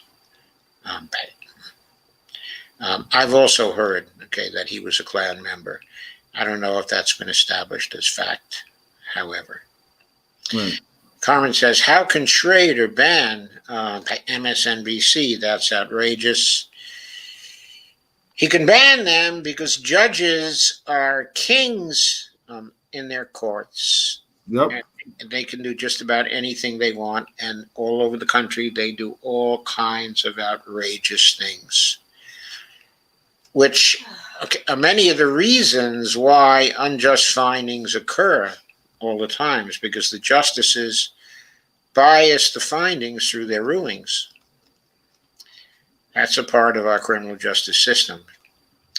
Kay says they're trying to privatize Medicare and Medicaid, but with advantage crap. Yes. True. They're also trying to privatize the Medicare program with direct the contracting entities crap. So there are two kinds of crap, And they're combining that with value-based medicine, which is a third kind of crap. And when you put all these things together, It's crappy. the whole system is full of crap. Crap. Right. Is Lisa or Laura in the chat tonight? Well, I think Lisa, I didn't see Lisa appear. I think she's probably too sick. And with Laura, and with Laura, she's in the last few days of preparation for the action tomorrow, in Vancouver, that starts, in Vancouver. And I know she picked up Fran at the airport just yesterday, and they've probably been doing a number of different things today to get ready for the action. And then I don't know whether they're driving down to Vancouver tomorrow or driving down tonight. They may be, in travel right now. Carmen says, thanks for covering this tonight. I've been outraged just reading the headlines. And Sandy says, have never heard of this before this case. Yes, Sandy, I've never heard, of a defendant picking out the jurors, supposedly randomly. Never. I think that was probably allowed because of this frickin' judge. Right. That's what I think. Right. Carmen says, after Kyle in the bar throwing white powder signs makes me think it was definitely, white power signs, not white powder signs. White power signs makes me think it was definitely racially motivated. I'm sure that was an element of it. I'm absolutely sure it was. Certainly, if he's a Klan member, it certainly was. Right. It says the gloves were supposedly beyond because he came as a medic.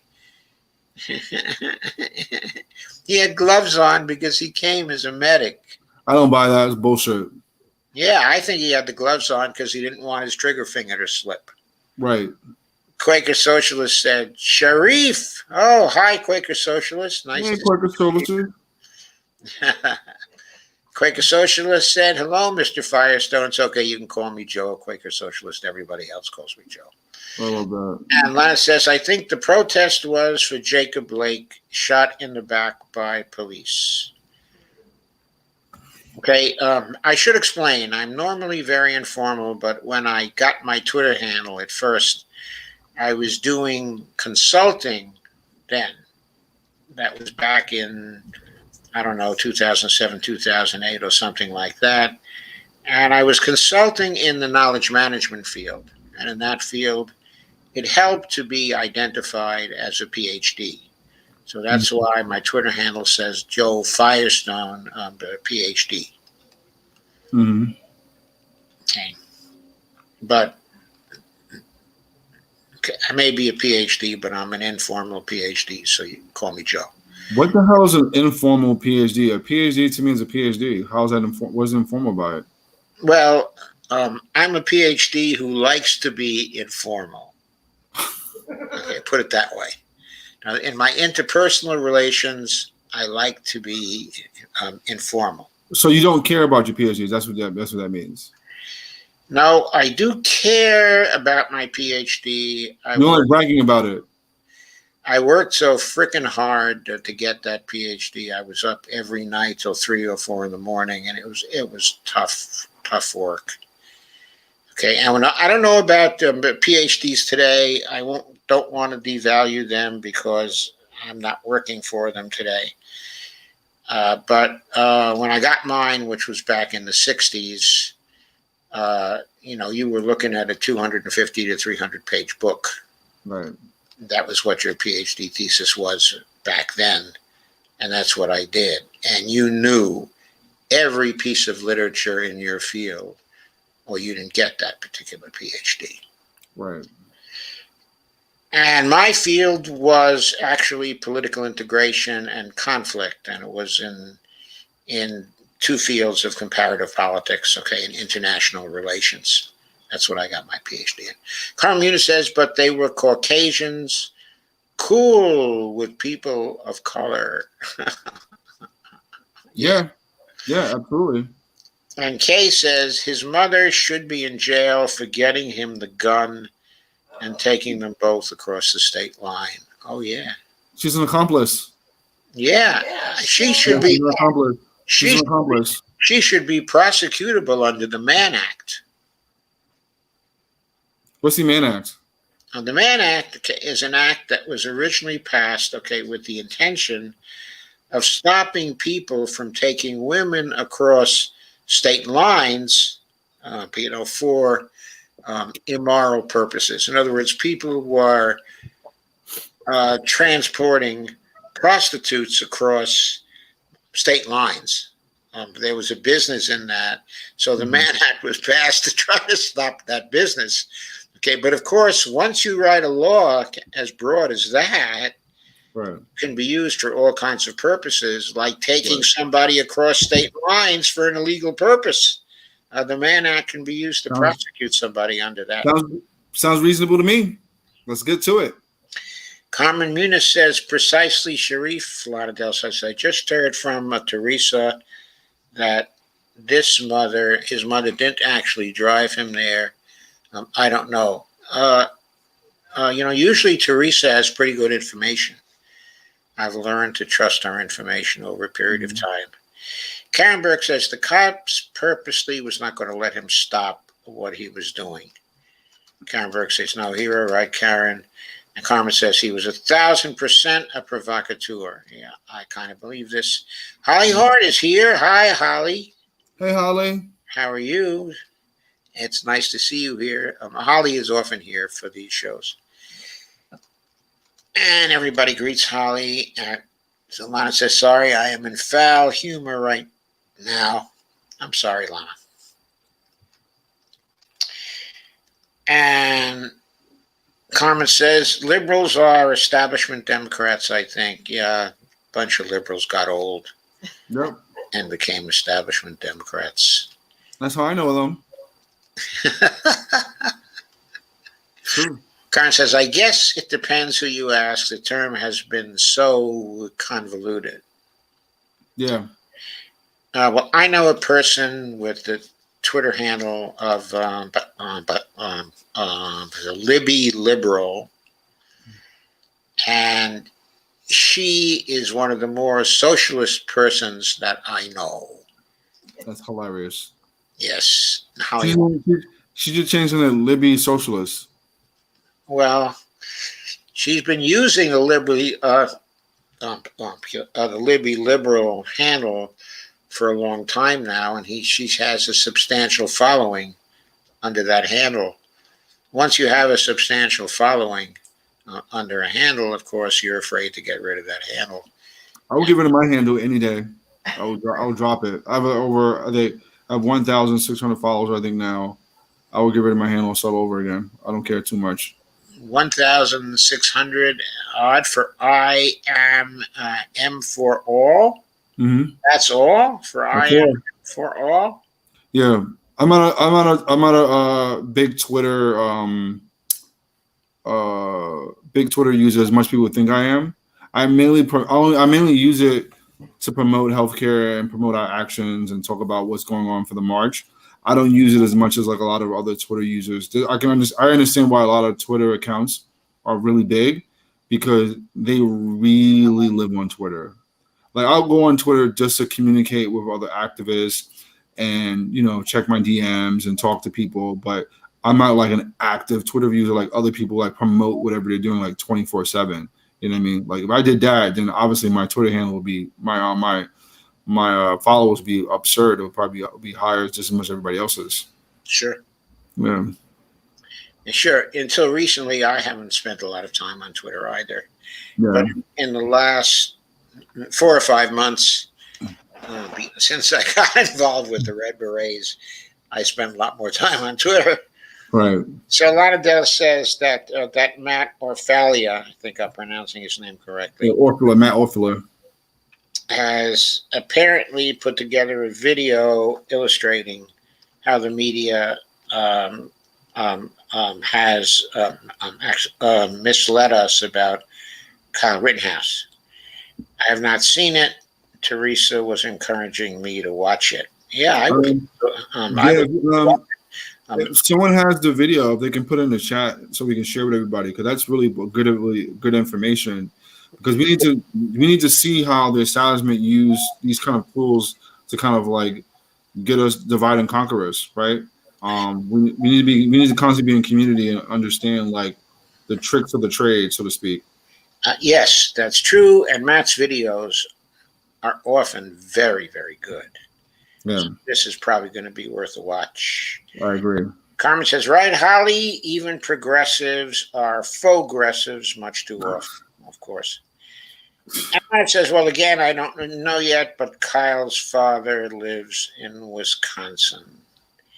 Hi, Horn says, Lana, Kim Brown has a good take on Kyle Rittenhouse. I just learned about Kim Brown too, actually, about her podcast.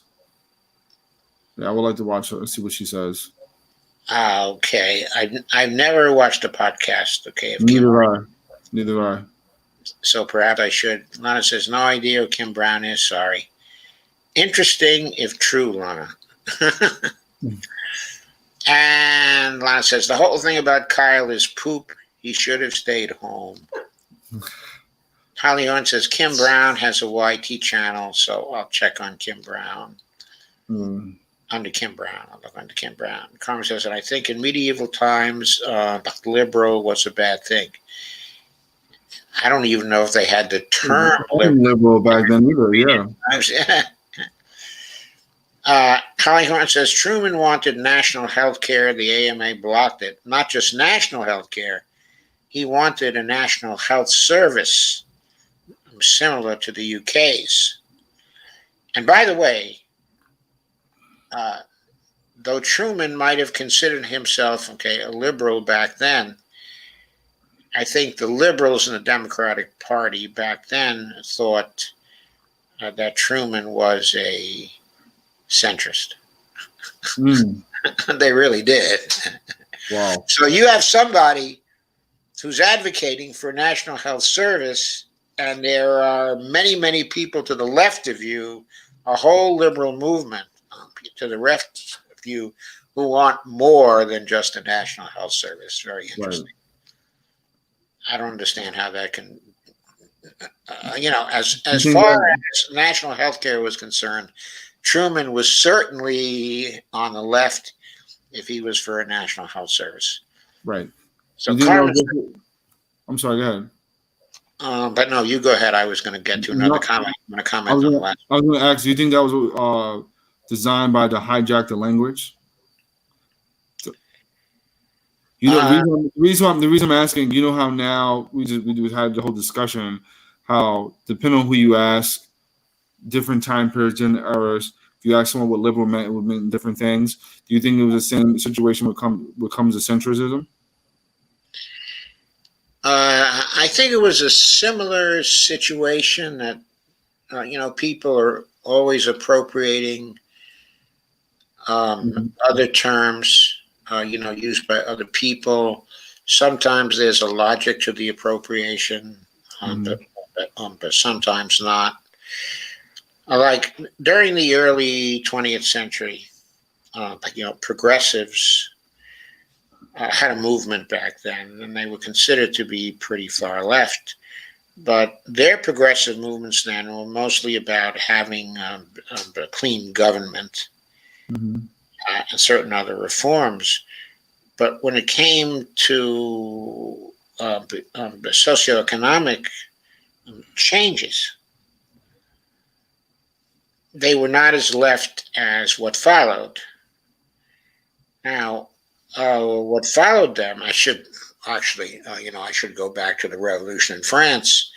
The liberals then, were people who were for destroying the feudal regime, which still existed in part, in France, and the aristocracy, and they were for capitalism, pretty unrestricted capitalism and free markets and stuff like that.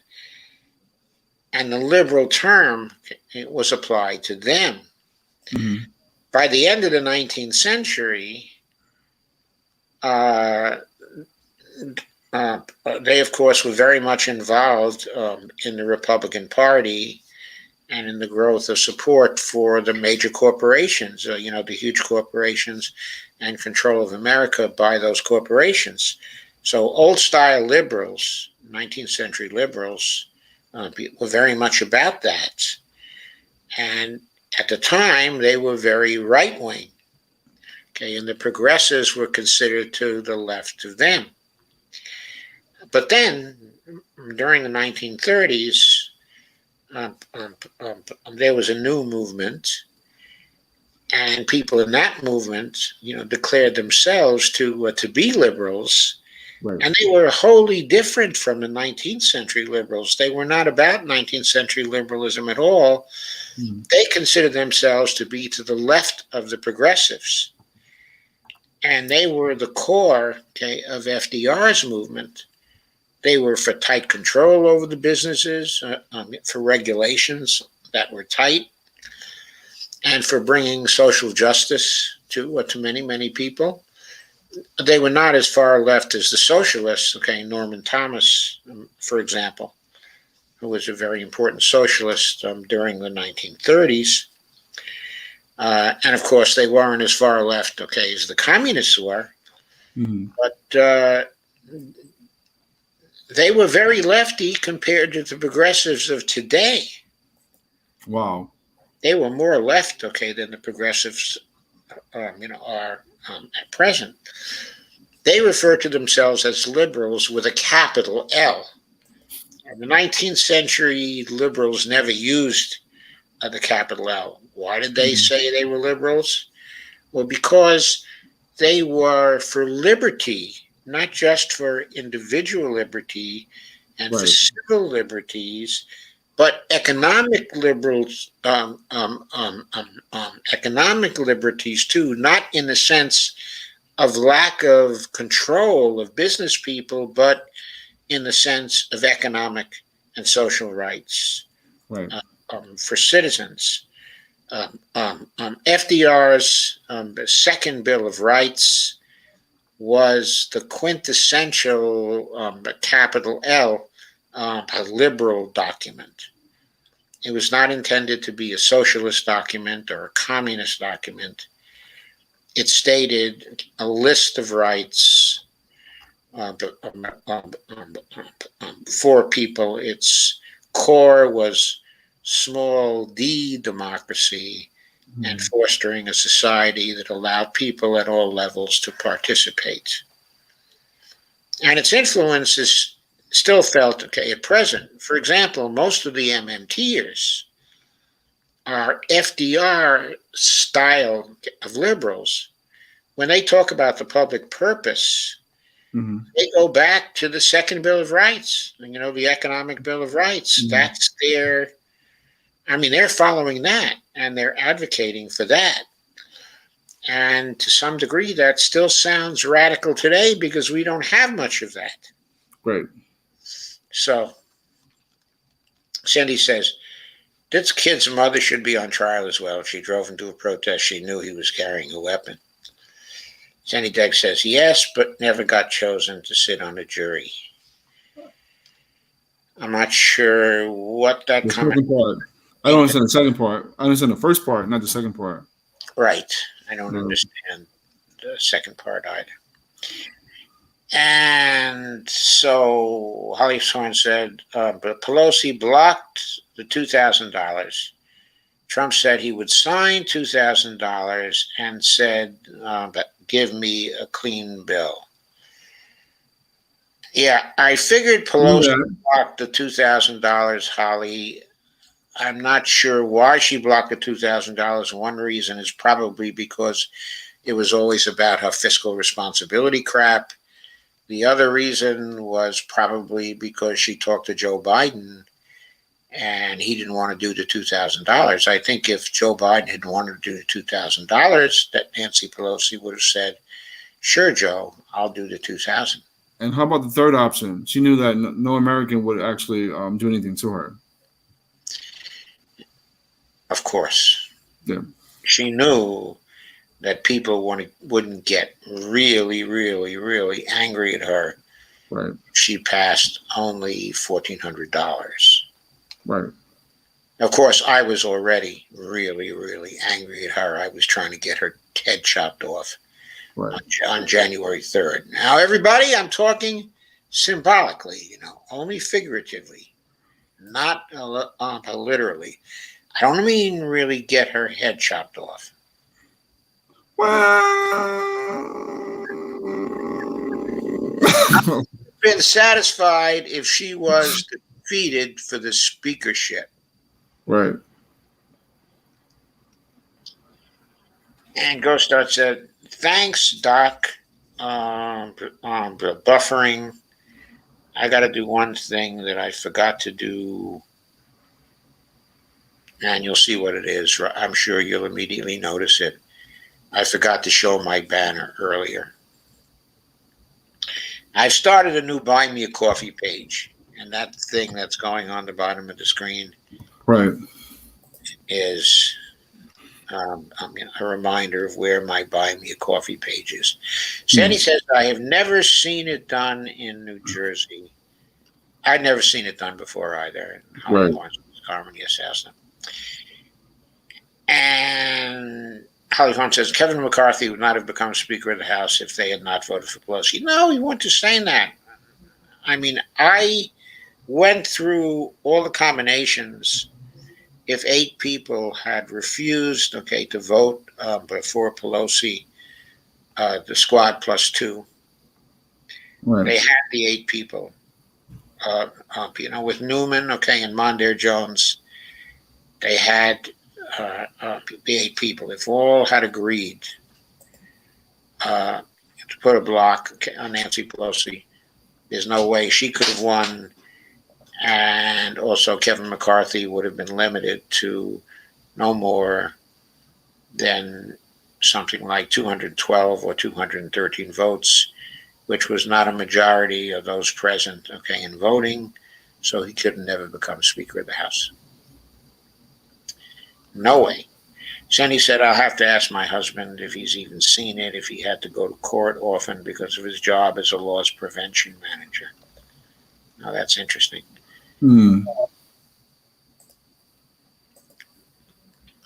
Okay, let's skip some of these now. Carmen says, "Pelosi and the parliamentarian are token clowns for establishment carnival barkers." Kay Ryan says, "I love Dingle." Kay, Dingle's name is spelled Dingell. I just mentioned that in passing because sometimes spelling people's names correctly is important. Holly says, "Yes, Dr. Joe, Pelosi took bread from people's mouths, but we feed them. Well, we try, but she took much more bread from their mouths than we can feed." And let's get a little further through here. And Holly Horn said, "And Massey said no to the CARES Act." Yes, he did. Congressman Massey did say no to the CARES Act. He had considerable guts for a Republican. He has. I guess he's still in Congress with me. Right. And Ghostshot says, "Hi, K. Ron. I want all their ice cream. # free Julius Jones." Yes. Right. Free Julius Jones, another person Yep. held unjustly for so many years. Yep. Holly says, "Original ask was 10T. Negotiations started at 7.5T down to 1.5T that Biden signed. Awful. The original ask should have been 42T. 42T was the amount specified in Howie Hawkins's platform. They should have started with that." Right. Oh, man. Howie Thorne said, "Julius Jones' death sentence was commuted." Well, that was good. Right. That's another topic we should definitely talk about too, but that's another conversation. It is another conversation. Yeah. Holly Horn said, "Yes, Day of the Dead demo, preventable." Yeah, Biden really needs to declare Medicare for all because Delta Plus is raging, is being hushed, but some reports are coming out. Doesn't help to hush it. Doesn't help to hush I it. just that alone, just really, it just the idea of like even attempting a class action lawsuit with the new variant and like there's no Medicare for all even being talked about. I think that's enough. I think that's enough. It may be enough, but I think that's enough. Just go to a law firm and say, listen, this is ridiculous. Like, how many more people have to die before? it may be enough, but we have to persuade a lawyer that it's enough. Right. And Sendig said, don't understand why people vote for Nancy. Well, she has Money. a huge amount of money Money. supporting her, and she uses that money very effectively in her own district to shut down any opposition that rears its head in her district. She blitzes the media. I went to when I was in San Francisco. That's one of the first things that I've noticed. More San Francisco, more so than New York. People there are really comfortable. I felt that just being there for the only like day and a half I was there. I walked around. We went out for lunch. We went out for breakfast. Sakuru and Eric really gave me a good tour of like San Francisco, and I really get a sense why Nancy still won, because the money and wealth in San Francisco is absurd. And furthermore, people are just really comfortable with it. They're kind of shielded from the outside world. They don't really know how bad it really is. If you don't leave San Francisco and you live a somewhat affluent sort of lifestyle, you're like, what's the problem? Yeah, you like that lifestyle. Right. Well, you don't know that everything. Well, I worked hard, quote unquote, right? I don't know what the problem is. Right. So she gets a lot of money spent in San Francisco. That's one. Yep. And number two, she raises a lot of money that she funnels through to the DCCC, and the DNC and individual congressional candidates Right. that she wants to push. So that's how she gets her power in Congress. That's why people in Congress continually vote for her to be either the speaker or the leader, of the Democratic Party, as the case may be. Right.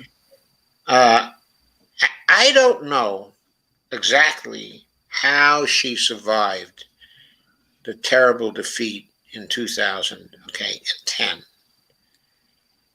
I really don't know how she survived it, because she was so clearly partially responsible for that particular defeat. Mm-hmm. She delivered one of the worst defeats of the Democratic Party ever suffered in history. She couldn't have put all that down to Obama. Right. Because she was clearly totally complicit in supporting everything that he wanted to do.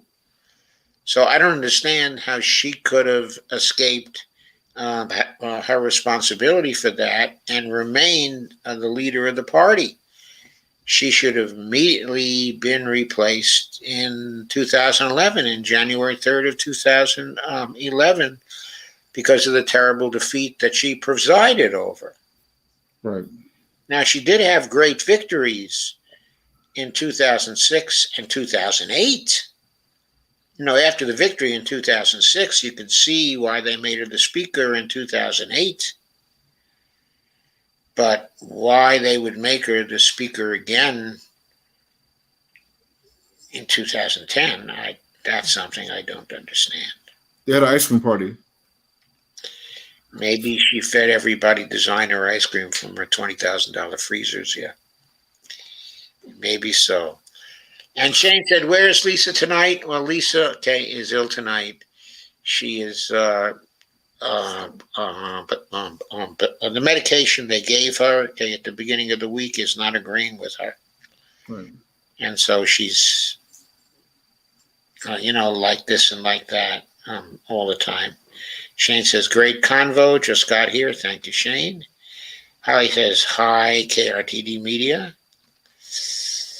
And Sandy says legal murder. Yeah, it is legal murder.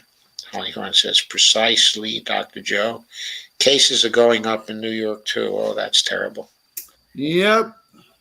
Yeah, I mean, I hate to see that, okay, in New York. I'm a New Yorker at heart still. And I just hate to see that happen in New York. Sandy says they like playing God, choosing who lives and who dies. Sandy, that may be very true. They like playing God about who lives and who dies. And Holly Horn says the National Lawyers Guild might help, maybe. Yeah, we have a few members from the National Lawyers Guild that's been very helpful for the March for Medicare for All, especially for the UN action. I will put a bug in some of the people that I know's ear and see if that's an option. See if that's an option, because I'm really, the gears in my head is turning. I really think that this class action lawsuit, it's a good idea. Yeah, the gears in your head are always turning. I know. That's true. That's fair. That's fair. That's true.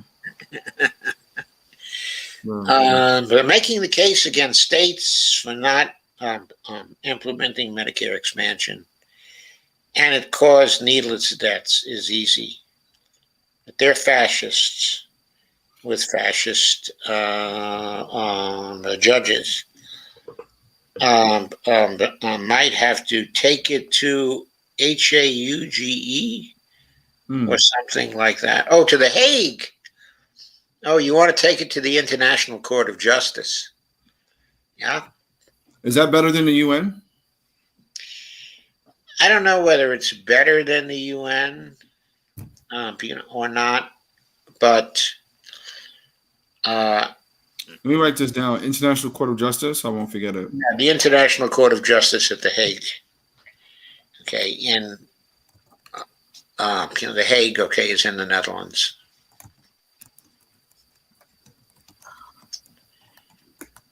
Got it down.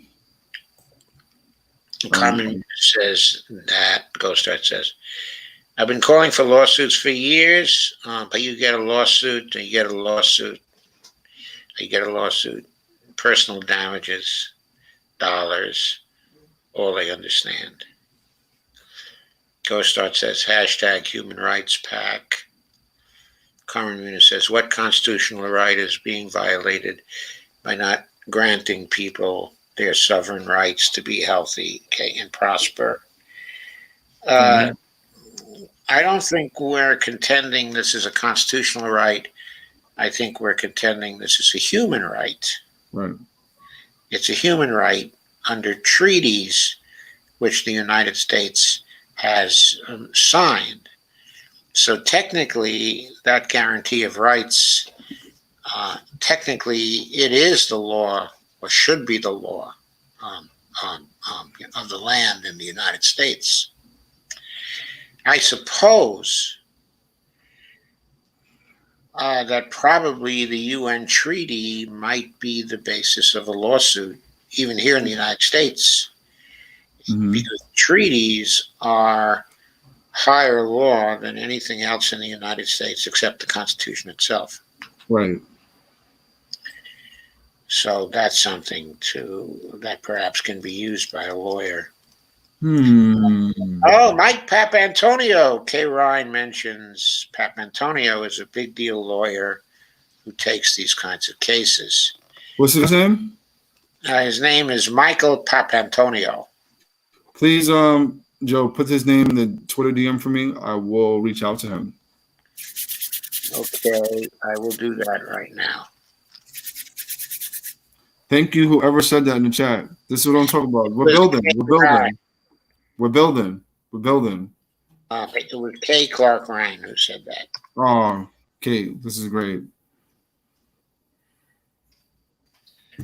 I think I spelled his name right. He's a friend of Tom Hartman's. Oh, okay.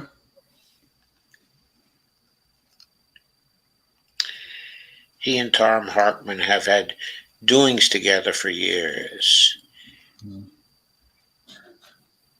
And Kay says that Holly Papantonio, which I think is probably Mark's, not Mark, okay, but Mike's wife, she might belong to Lawyers the United, not sure. Also, write that down too. This is great. Kay says, I think the vaccines are fine. I'm not in favor of a mandate, though I consider that extremely authoritarian.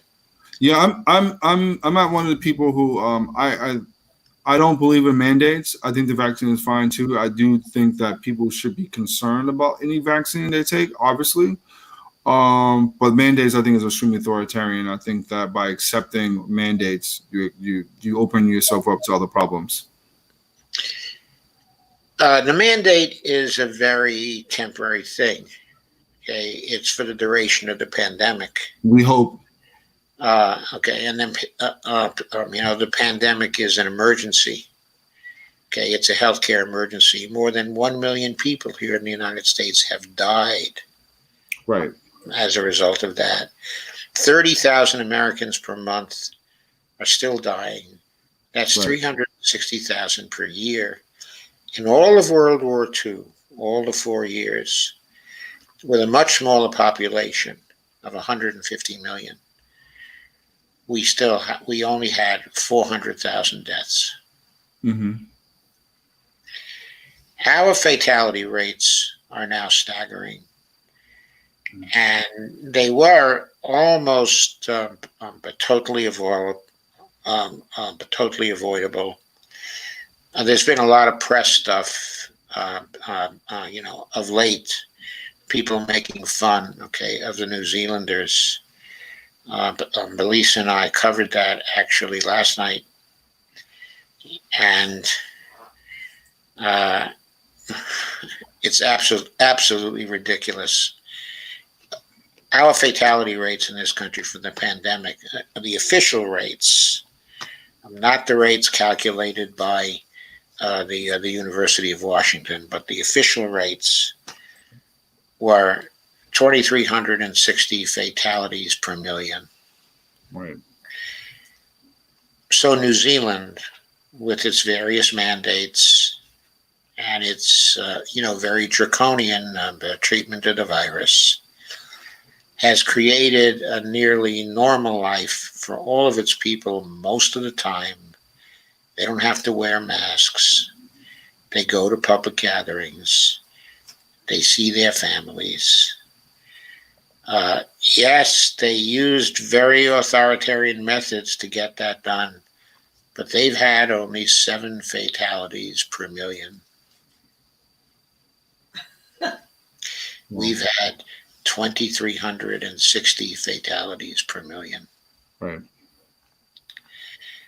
But this idea we have that people cannot be forced to do anything, right, that's got to have some exceptions. Right.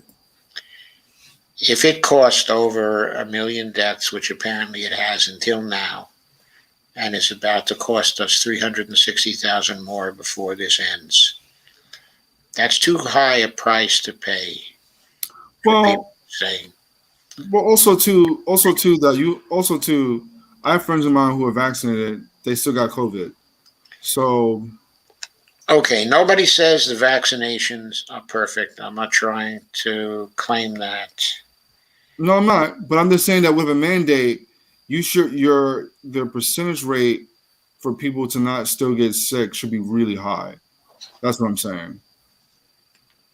Well, the percentage rate for people not to get but seriously ill and not spread it, because you still spread it to other people and you can still spread it to other people. So that's my issue with that too. So if you're gonna have a mandate, right, it needs to lock it down, and it seems like it's not doing that.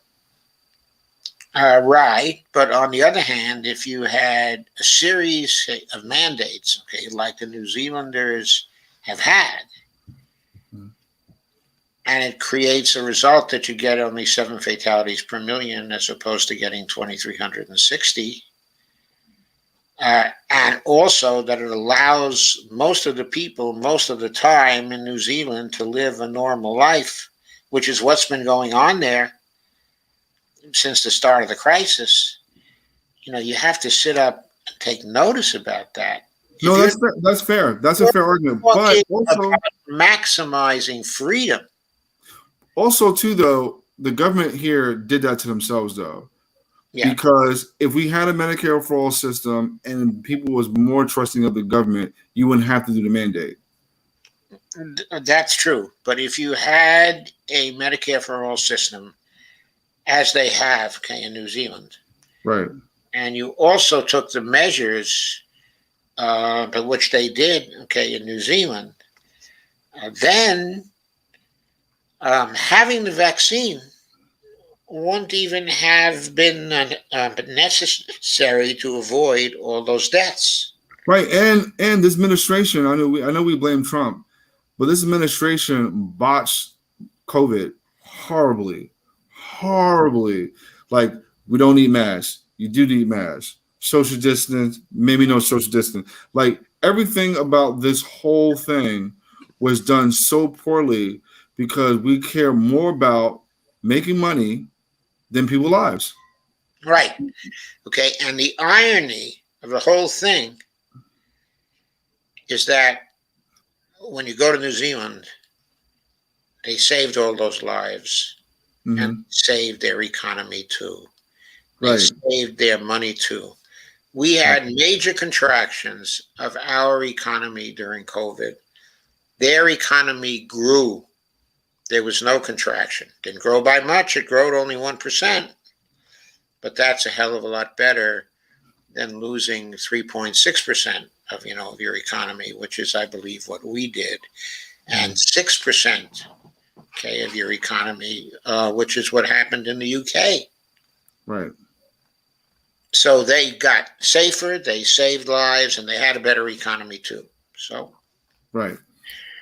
Who valued, in other words, who created the situation where they made money and saved people? It was the New Zealanders, and they did it by saying people over property. Right. That's what they did. Right. So, sadly, the U.S. is not a signatory to the ICC. They can still be charged with crimes against the humanity, though. Yes, I think they can. Because I think that we are signatories to the Declaration, of Human Rights, and we are signatories to the treaty that established the United Nations in the first place. In fact, we did much to write that particular treaty.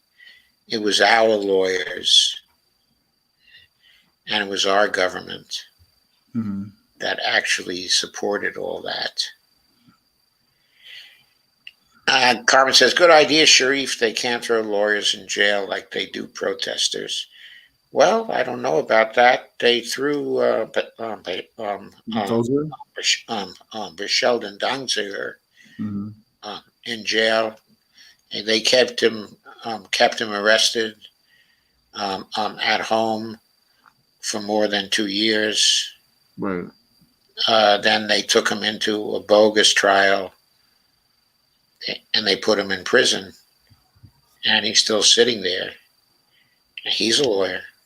Right. Shane says, and we need to open up trade with Cuba. They developed some pretty good vaccines. Yeah, they did, but I think before we open up a trade with them, they're going to spread their vaccines over the whole world because I think they're going to give it away. And Shane says, hi, Bonnie. I don't think Bonnie is here just now, Shane, but she'll be back in a couple of minutes. Carmen says, thanks for that info, Holly. Shane says, Shareef, we're cutting the protest up. I see you have some footage. We may have some stuff you don't. Also, Ed ruined the first hour of our footage. He was screaming and cursing over everything. That's too bad, Shane. We'll be okay. I think we'll be fine. And so let's see. And Carmen says fighting on all fronts equals solidarity. Yes, it does. That's a do. If we fight on all fronts and we support each other on all fronts. And Shane says when Louis Gohmert was a judge, he had his bailiff tape someone's head to the table because they kept on moving. Can you imagine that? That's got to be a violation of the Constitution to tape someone's head to a table. Right. Karate Demeter says, and he talked about it on the news and publicly admitted it.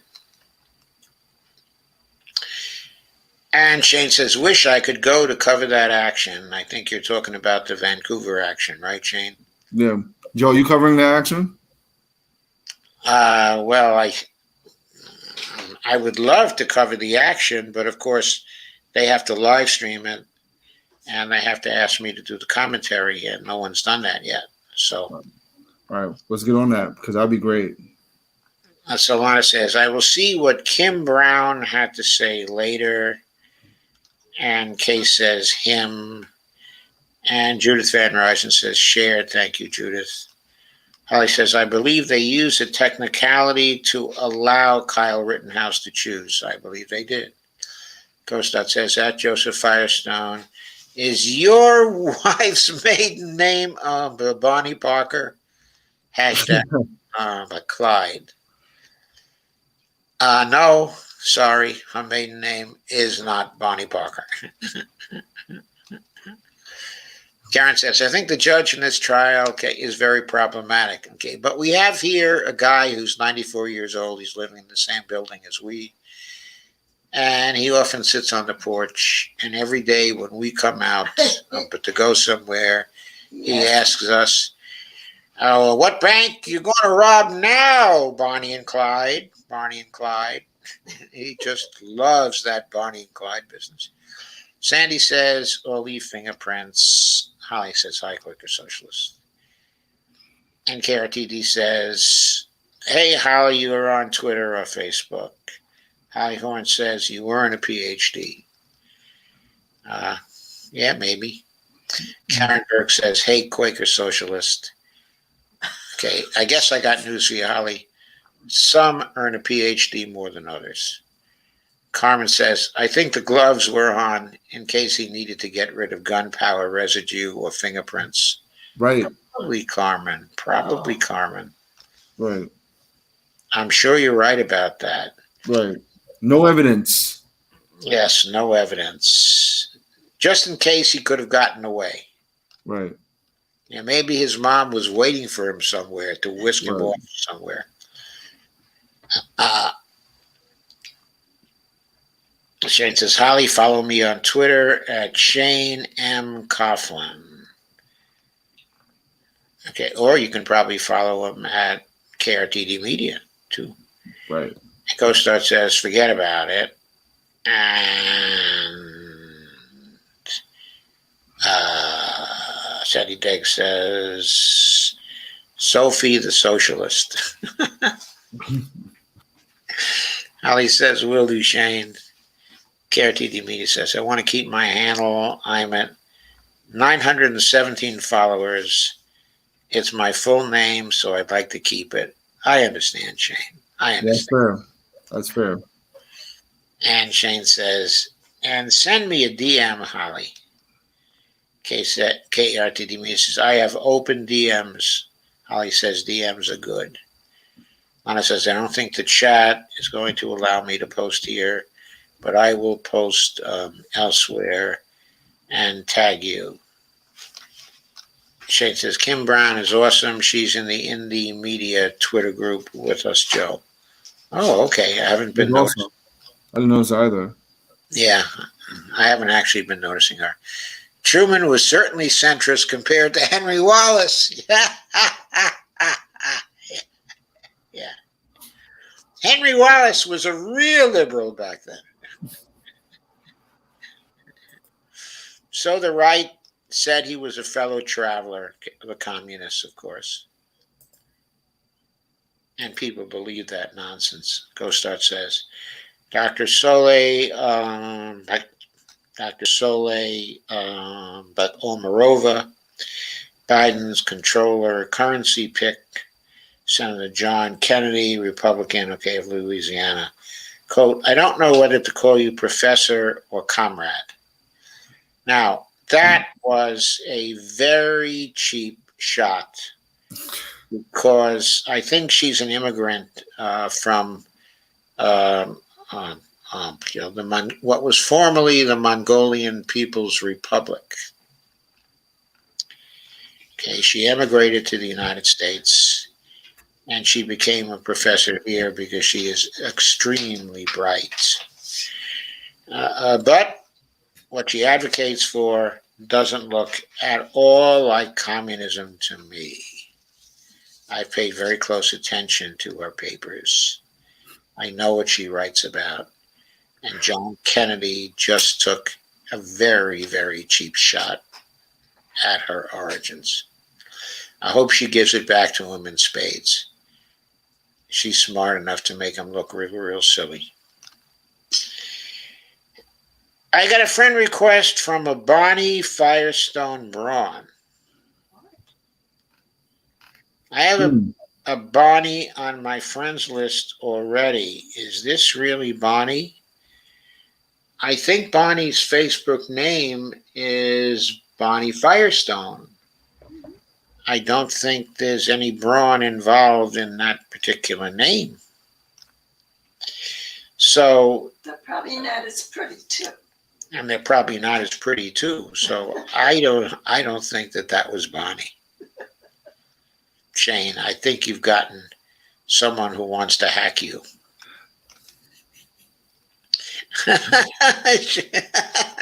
Shareef laughs. If I understand, Carmen, feudalism was the economic system during the Middle Ages. That's right, it was. Yep. But it was still existing to some degree in France in the 1790s. Actually, in the 1780s. That's part of what the revolution of 1789 was about. Mm. And Lonadell says brown, okay, like Eva. Yes, because you know what brown means in German?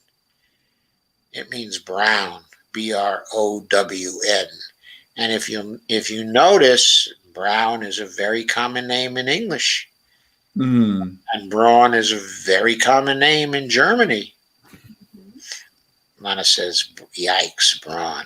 Ghostart says, class action protest, hashtag and hashtag cap it off. Jane Dex says, second part, Joe, was a comment to that comment, was an answer to Kay. Oh, okay, thank you, Sandy. And Lana says, feudalism reminds me a bit of being a sharecropper. Obviously not that simple, but you had to work the land and could be thrown off at the whim of the lord of the manor.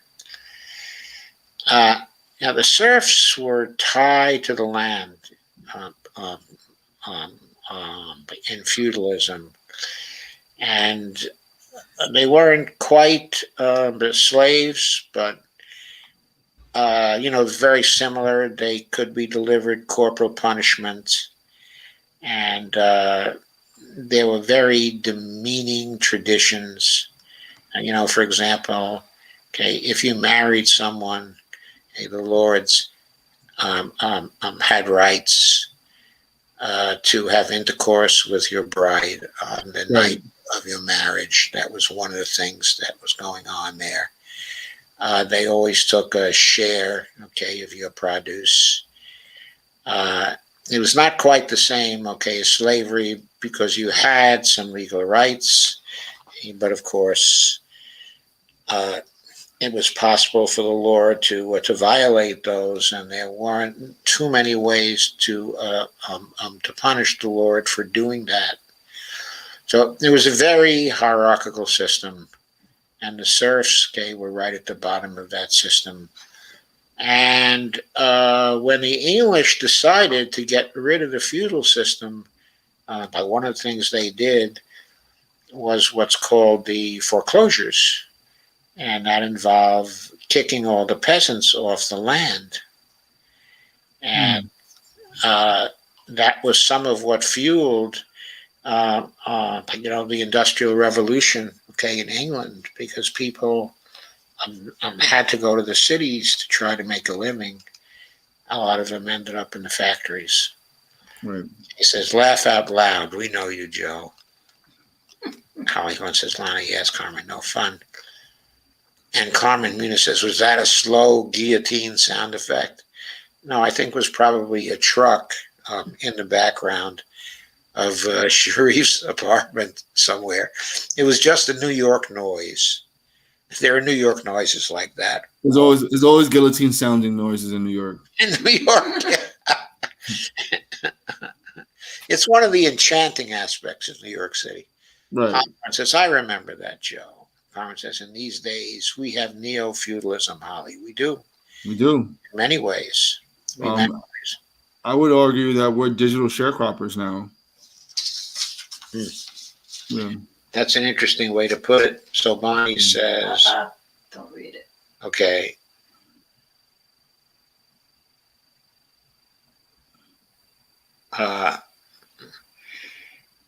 Okay. Well, thank you, Bonnie, for this information. It is incorrect. Oh, good.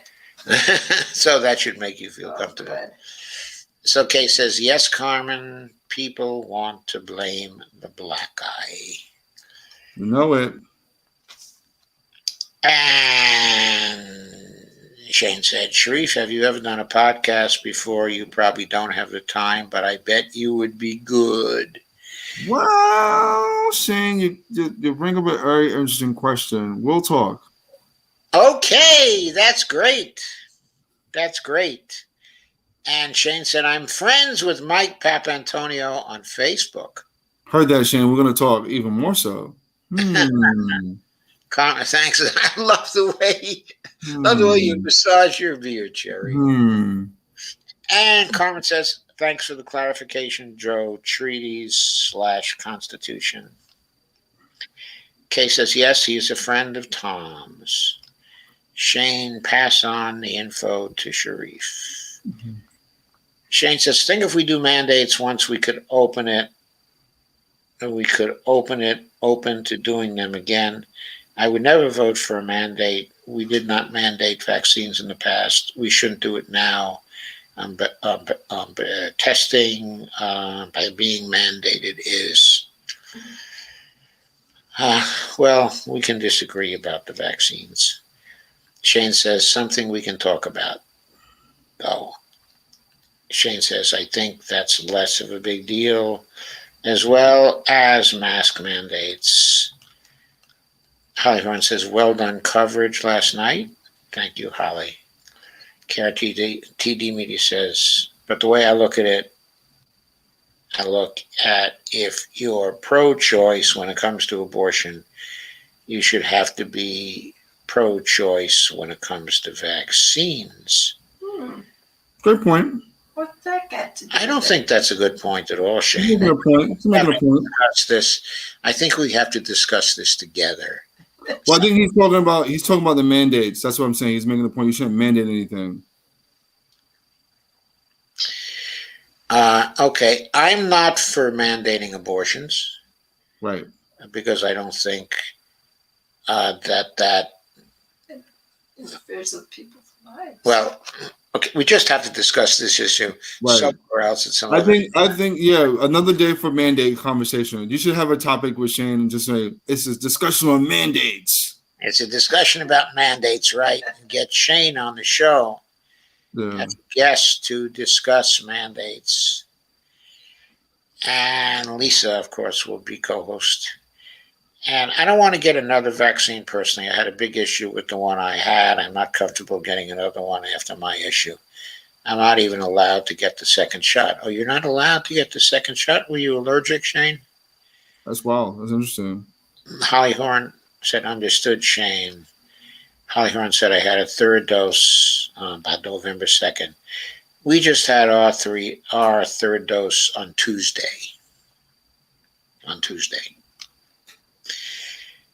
We had very small reactions. I don't even think Bonnie felt any reaction. I had a little bit of, at the site of the injection, okay, I had a little bit of a reaction. The first time I just was very sleepy. The second time my arm was like numb, like hurt a little bit. Yeah, that's the kind of a reaction I had. Shane said, I fainted from the first one, had chest pains, fell over 10 minutes after, and I was sick for 2 months. Not anti-vax, just really had a bad experience. Oh, Sounds like an allergy. that is a bad experience. Right. It'd be interesting to find out how they administered the vaccine. But John Campbell, who's a PhD nurse, okay, in England, and his PhD, okay, is in nursing. He contends that a lot of the vaccines are being administered in the wrong way. That they're not doing the aspiration they're supposed to do. What aspiration does, okay, is you you put in the needle at the site, where you think it's going into the muscle, okay, and not a vein. And you pull it out to see if there's any blood on the needle. Because if there's blood on a needle, then you hit a vein. Right. But there are a lot of people who are not doing that. So they're giving the vaccine straight in, and one every 10,000 times or so, they hit a vein. And when they do hit a vein, that results, okay, in inflammation and can result also in damage to the heart. So people's hearts are being damaged to some degree because the people are not administering the shot, okay, in the right way. Isn't that something that should be like one-on-one as a nurse when giving someone a needle? Like you shouldn't just know how to do that? Yes. Like that doesn't sound right to me. That just sounds like there's something odd about that. There is something odd about that, but evidently that's been an issue.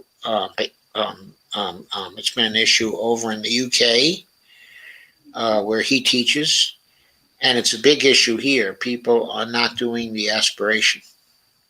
It doesn't say pull the needle all the way out. You just pull it out partly. No, you have to pull it all the way out. Then you have to give the shot again? Well, what you have to do is you're supposed to make sure that the shot is going into a muscle, okay, and not a vein. Yeah. If you pull it all the way out, and you're getting blood on it, then you know that you've gone into a vein, and you have to give the shot somewhere else, definitely somewhere else. So that's the issue. Okay. Right. So Sandy saying, I had my booster, my flu shot. I wouldn't do them together like this. I wouldn't either. Yeah, we did. Actually, we did our flu shots, I guess, about a month and a half ago. Okay, so they were well separated from the booster shot for the vaccine. Kay says, try the J&J one, Shane. I had a little dizziness for a short time, then gone. Shane says, it was a while ago, and thanks, I'm okay now. KRTD says, maybe, but I cannot mix them because my doctor said so. So I would have to wait a while. Holly Horn said that she had Moderna. I did okay. Fatigue, fever, rest helped. Yeah, we did also Moderna vaccines. I did Pfizer. Both times. Carmen says, I wouldn't mind the J&J booster frequently after 10 minutes after my shot. I felt so good, my symptoms halted for almost 3 weeks, and that's amazing. Right. And I think fake Lana says that she had the Moderna shot too. The reason why I think she's a fake Lana is because the real Lana, who was here earlier, has a different color. So the Lana who has appeared at just now has an orange color, okay, at 11:19. That Lana is not really our Lana. And then you see the laugh coming at also, okay, at 11:19. Shen says, maybe, but because of the reaction, I had my doctor wants me to be extremely careful. And that's very wise of your doctor. Carmen said, my bad, I forgot about Donziger. Yes, you did.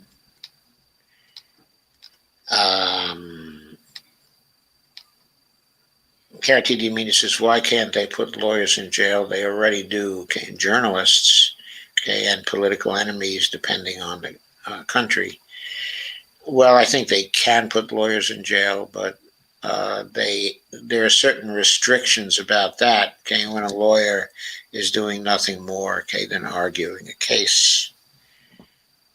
They have to prove that the lawyer has done something wrong in terms of the law. So,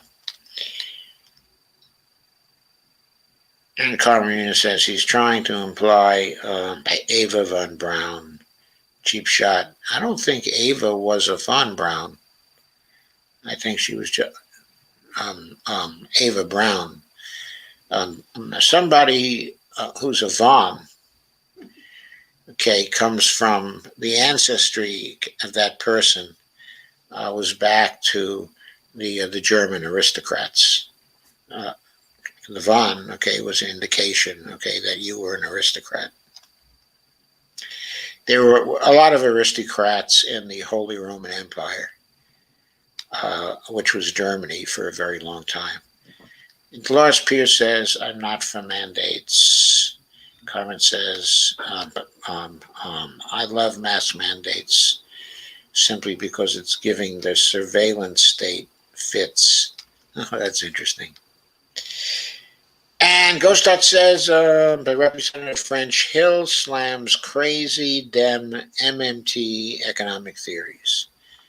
We would lose our country, November 17, 2021, on 06, says Representative French Hill, a Republican from Arkansas, argues Fed Chair Jay Powell has earned a reappointment by Biden. Yeah, the reason why French Hill likes Jay Powell so much is because Jay Powell is not doing much to regulate businesses. He's good in certain ways, but he's not good in that way. And the real Adele says, my first shot was fine. Second, the next day I spent on the couch, cold and sick. After that was fine. Okay, it was it was Moderna. Not sure I want the booster though. Kara TD Media says a show to discuss vaccine means. Well, I guess I have to say at this point, we very much wanted the booster.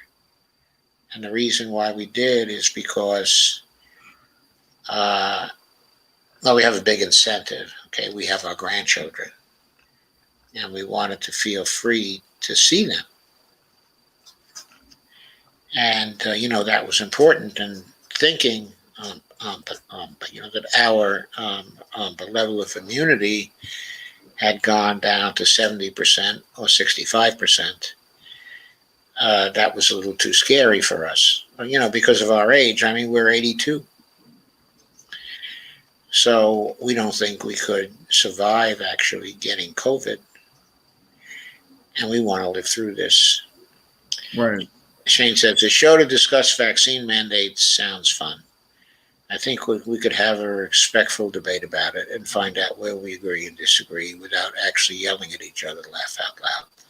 I can't imagine you yelling at anybody. You mean Shane or I? Come on, you. Well, the reason why is,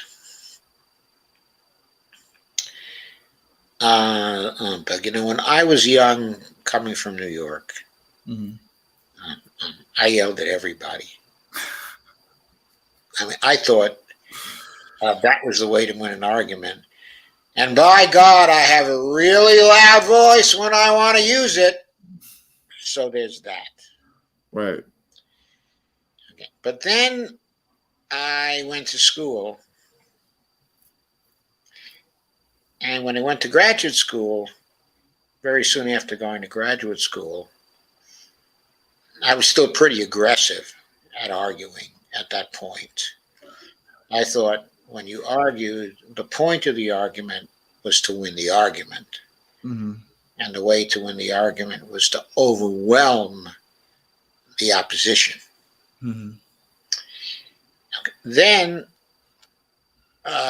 what I did soon after going to graduate school was to get involved with a woman who became my first wife. Mm.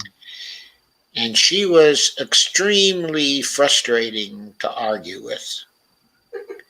I know what that's like. Because she would just simply shut down. Okay? And then she would go into a depression. And then she would leave. And then I would have to go to the local coffee shop to find her again. So after a few years of that, I decided that was not a good way to approach a debate. Right. And I began to learn some other methods, of approaching debate. And she taught me that. And I'll always be grateful to her for teaching me that. We divorced after 4 years. Okay, and I went to Buffalo. And actually, I guess it was less than a year, of being there, and Bonnie and I got married. And we've been married now for 56 years. Wow, that's incredible. It's been a very successful marriage. And I think that in part I have to thank my first wife for that, because she taught me that you have to listen to people and that you cannot shout them down. Right. And that you cannot win arguments, through logic alone. That you had to allow for disagreements. Right. And then I encountered a philosopher that was very important to me. That was Karl Popper. And he was very interesting because he wrote things, on how to discuss things civilly with people. He contended that the purpose of discussions with people was to get closer to the truth. And in order to get closer to the truth, what you had to do was to reconstruct the arguments of the person you were talking to in the strongest possible way. His theory was, if you could construct those arguments in even a stronger way than your interlocutor could, and you were still able to reply to those arguments, then that was a way to get closer to the truth. Mm-hmm. And since I was impressed by the idea of getting closer to the truth and the idea that the purpose of debate and argument with others was to get close to the truth and not to win the argument. So for years, I operated that way. And you said, I'm cool. If I'm cool, it has to do with the lessons that both of my wives have taught me, and also the lessons that Karl Popper taught me. Mm-hmm. So life is always about learning. So those learning experiences. So I agree with that. Yeah, that's awesome. It was about those learning experiences. Yeah. Okay, says the woman who gave me, with the vaccine patch, it's going to eliminate the need for aspirations. Yes. And Kay says the woman who gave me my J&J booster was lousy at it. She didn't even want to give me a Band-Aid. Very crappy. Wow. Very creepy also. That's weird. Not just crappy, creepy. That's creepy. Since my doctor wasn't sure if it was an allergy. They were unable to determine. Okay, I had an allergy test. I was allergic to dust and mold only. I don't think either of those, was in the vaccine. Yeah. Right. Might have been to the vaccine itself. Holly says yes, Carmen. And Ghostart says, oh, so there's a fraudulent page up there with your picture on it. So we have to contact Facebook about that and say that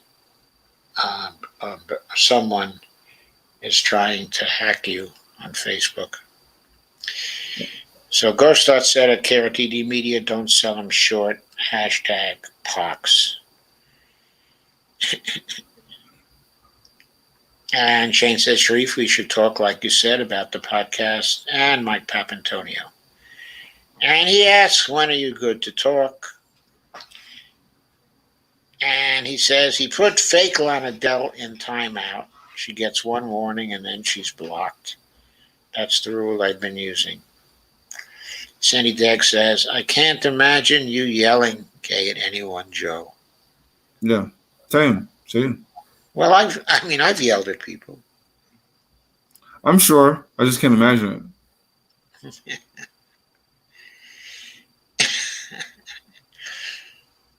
Is pro-life in favor of mandated fetal jabs? Hashtag mandates at KRT Media. Shane says, if Jess says nonsense, I let her talk. When she's cursing and threatening people, then I ban her. Shane said, that's a good question, Go Start. Never thought about it. Carmen Mina says, love when Hulk yells. Thank you, Carmen. Yeah, Carmen sits there and waits for the Hulk to come out. And that's the way she describes it. Holly has me too, Carmen. Holly says, I'm a bad debater. I get emotional. Well, that's not always bad. I went to a debate once with Bill Buckley, sort of the father of modern conservatism on the right, who worked for years at, being, an intellectual. And he would go to colleges, and universities, and they would pair him with somebody, to debate with. This happened at Cornell one time. Okay, a group I was associated with at Cornell invited Bill Buckley to get into a debate with Norman Thomas, the socialist, who had run for president 6 times on 6 different occasions, and who was a hero to the left. And what I saw that night was Thomas just being very quiet and making moral replies to the superficiality of the arguments, of Buckley, who was trying to mimic, an Oxford, but Don, he had the style, of an Oxford Don. And he was trying to imitate that, in debating. And it seemed to me that on all the intellectual grounds, it was Buckley who was absolutely killing Thomas. But at the end of the debate, it was clear that Thomas had won. Because all of his points were human points, and they were emotional. And they got to you. Right. And I always remembered that sometimes the fancy Dans, right, know a lot of stuff, do not win the debates. But somebody who speaks from the heart, they can win a debate. Right. Because of that. It's the authenticity factor. Right. The authenticity factor is completely important okay, when you're going into a debate. And you, Holly, are a very authentic person. I would agree. Very authentic. So you would be a good debater if you simply answered people from the heart. Well, so that was a long story to make that point. R.O. the Music Messiah says, let's decapitate and play soccer with the heads of the racists who killed um, um, um, um, um, trying to get the pronunciation right. I think, okay, it's Ahmed Aubrey. And, well, I'm not sure I am bloodthirsty enough to want to do that, but I do take your point. I have felt some of those emotions when looking at that case. Kay says, when I lived in Southeast North Carolina, they wanted me to run for local office, but I hate to argue, so that is not for me. I got asked to run. 2 people asked me to run for office too. I was like, no, I can't do that. No. But when I was younger, I think I could have done that. I would be murdered the first day I get into office. I'll be assassinated. Because I'll be like, no, we're not doing this. No, we're not doing this. No, we're not doing that. Yes, we're doing that. I'm unbought. I just can't watch people suffer and sign away things that would hurt other people.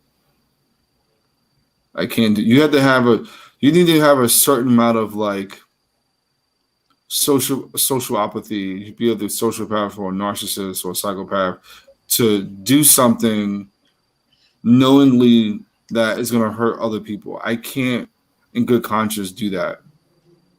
I'm not built for politics for that reason, right? I just can't do that.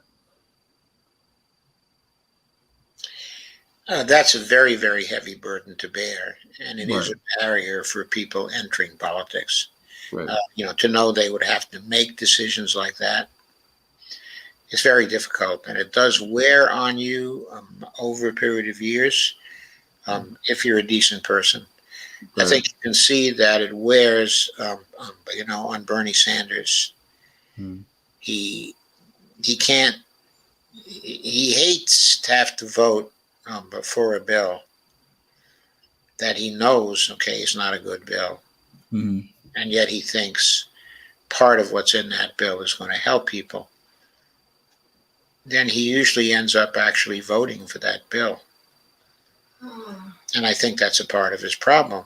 But on the other hand, if he were to take the other decision to not vote for that bill, he also knows that he's damaging the people who would be getting the good things out of that bill. Right. And I think that's why it's hard for him to make these decisions. Right. And so Gorstadt says, but me too with Joe Firestone. I've gone from aggressive to passive aggressive. Well, I like to think of myself not as passive aggressive either, but that's another conversation for another day.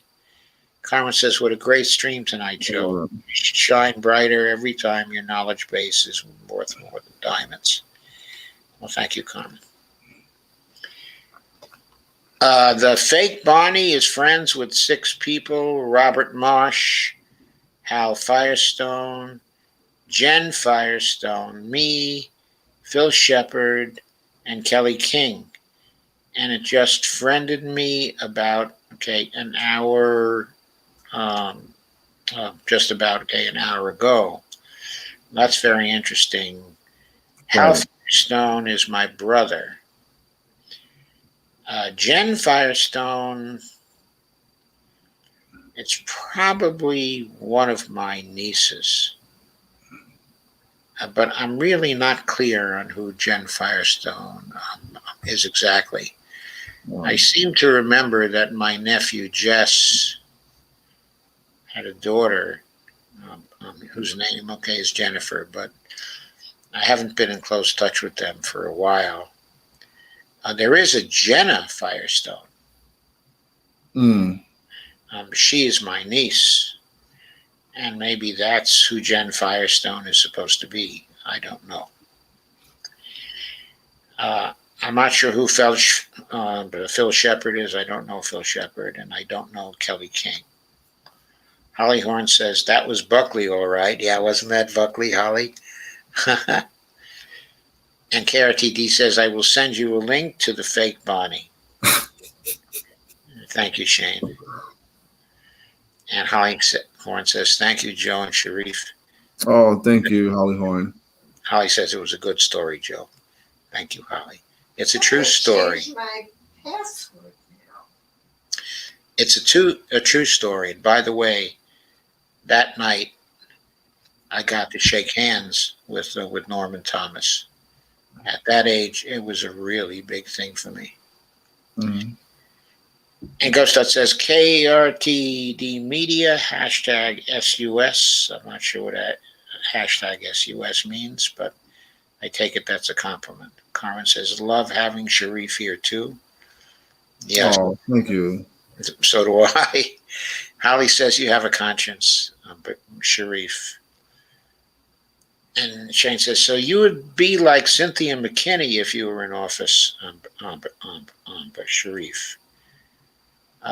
In the way that the DNF in the way that the DNC. Who's Cynthia McKinney? Okay, Cynthia McKinney is a former representative. I think she was a representative from Georgia, if I'm not mistaken. Okay, from the Atlanta area, who created a tremendous stir in Congress as an anti-war person and a very progressive person in general. I think she was in Congress sometime in the 1990s, okay, if I recall. The DNC did everything it could to get her out, and eventually they did. Wow. And since then, she's still active in politics. She gives speeches. She's on a lot of of lefty shows from time to time. She's extremely bright. Their position she took years ago that seemed to be way, way out. And as time has passed, she's been validated as being correct in those positions that she took. She's very intelligent. Shane says they couldn't control her when she was in Congress. No, they couldn't control her. Said Nick says, I agree. I really enjoy Shareef being on your show, Joe. So, well, thank you, Sandy. Oh, thank you, Sandy. Is going to continue to be on my show a lot. Okay. That's true. Thank you both for another great discussion. I love all you friends on here. Thank you, Kay. Shane said, I would take a different strategy from Bernie if I were in office. I'd be more of an obstructor and use my power as a president to block bills from having votes and force them back to the table. Yeah, I mean, I think we all would. Jenna Firestone Roselli is who is friended to fake Bonnie. Yeah, Jenna Firestone Roselli is my niece. Now that's her married name. And K. Ryan says, I love you, Shareef. Love you, Kay. And Dolores Pierce says, gives the Facebook account of Cynthia McKinney official. Oh, wow. Oh, nice. Share that with me. It's there in the chat. Okay, I heard that. I'll find it later. And Sandy Daig says, yay. And Ghostart says, but Yarmouth, burn. Yeah, Yarmouth is retiring. Cynthia McKinney, PhD, was also the 2008 Green Party presidential candidate. Thank you for reminding us of that, Dolores. That is a very important fact that you reminded us about. Right. Thank you very much for that. Well, we're hitting 12:06 now. Right. I think this has been a wonderful conversation. It really has. Thank you, Joe, for this. And thank you, Shareef. I hope I'll see you again soon. You definitely will. And for now, hopefully next time be before we do the class action lawsuit. okay. Yeah, Cool. hopefully before that. Okay, cool. Yeah, we do have the March for Medicare for All. We have another action that's going to be coming up that we will be doing next month, which I'm really excited about. So hopefully I'll be back and talk about that. Is that action going to be the Christmas action? That's the holiday action we're doing. We're still working out the iron out the details for that. We have a better name now, which I really like. So yeah, I'm excited for it. Good. Yeah. It's gonna be a fun one. I'm gonna love to hear about it. It's gonna be a fun one. Okay. Janie says, thank you, Joe, Shareef, and Bonnie. And Dolores says, thank everyone for a great discussion and show. And Dolores says, good night, everyone. And thank you, Dolores. Thank you. You're always around. And thank you, Sandy. You guys are awesome. Yeah, you guys are really awesome. Yeah. And you too, Lana. You're awesome too. Really awesome. Thank you so much, Lana. Carmen says, night, snuggle bugs. The heck out of this. Okay, Carmen. Okay, I'm glad you had a good time tonight. I know you needed one. Oh, that's hilarious. So take care, everybody. All right. Bye, guys. Let's wash hands. Okay.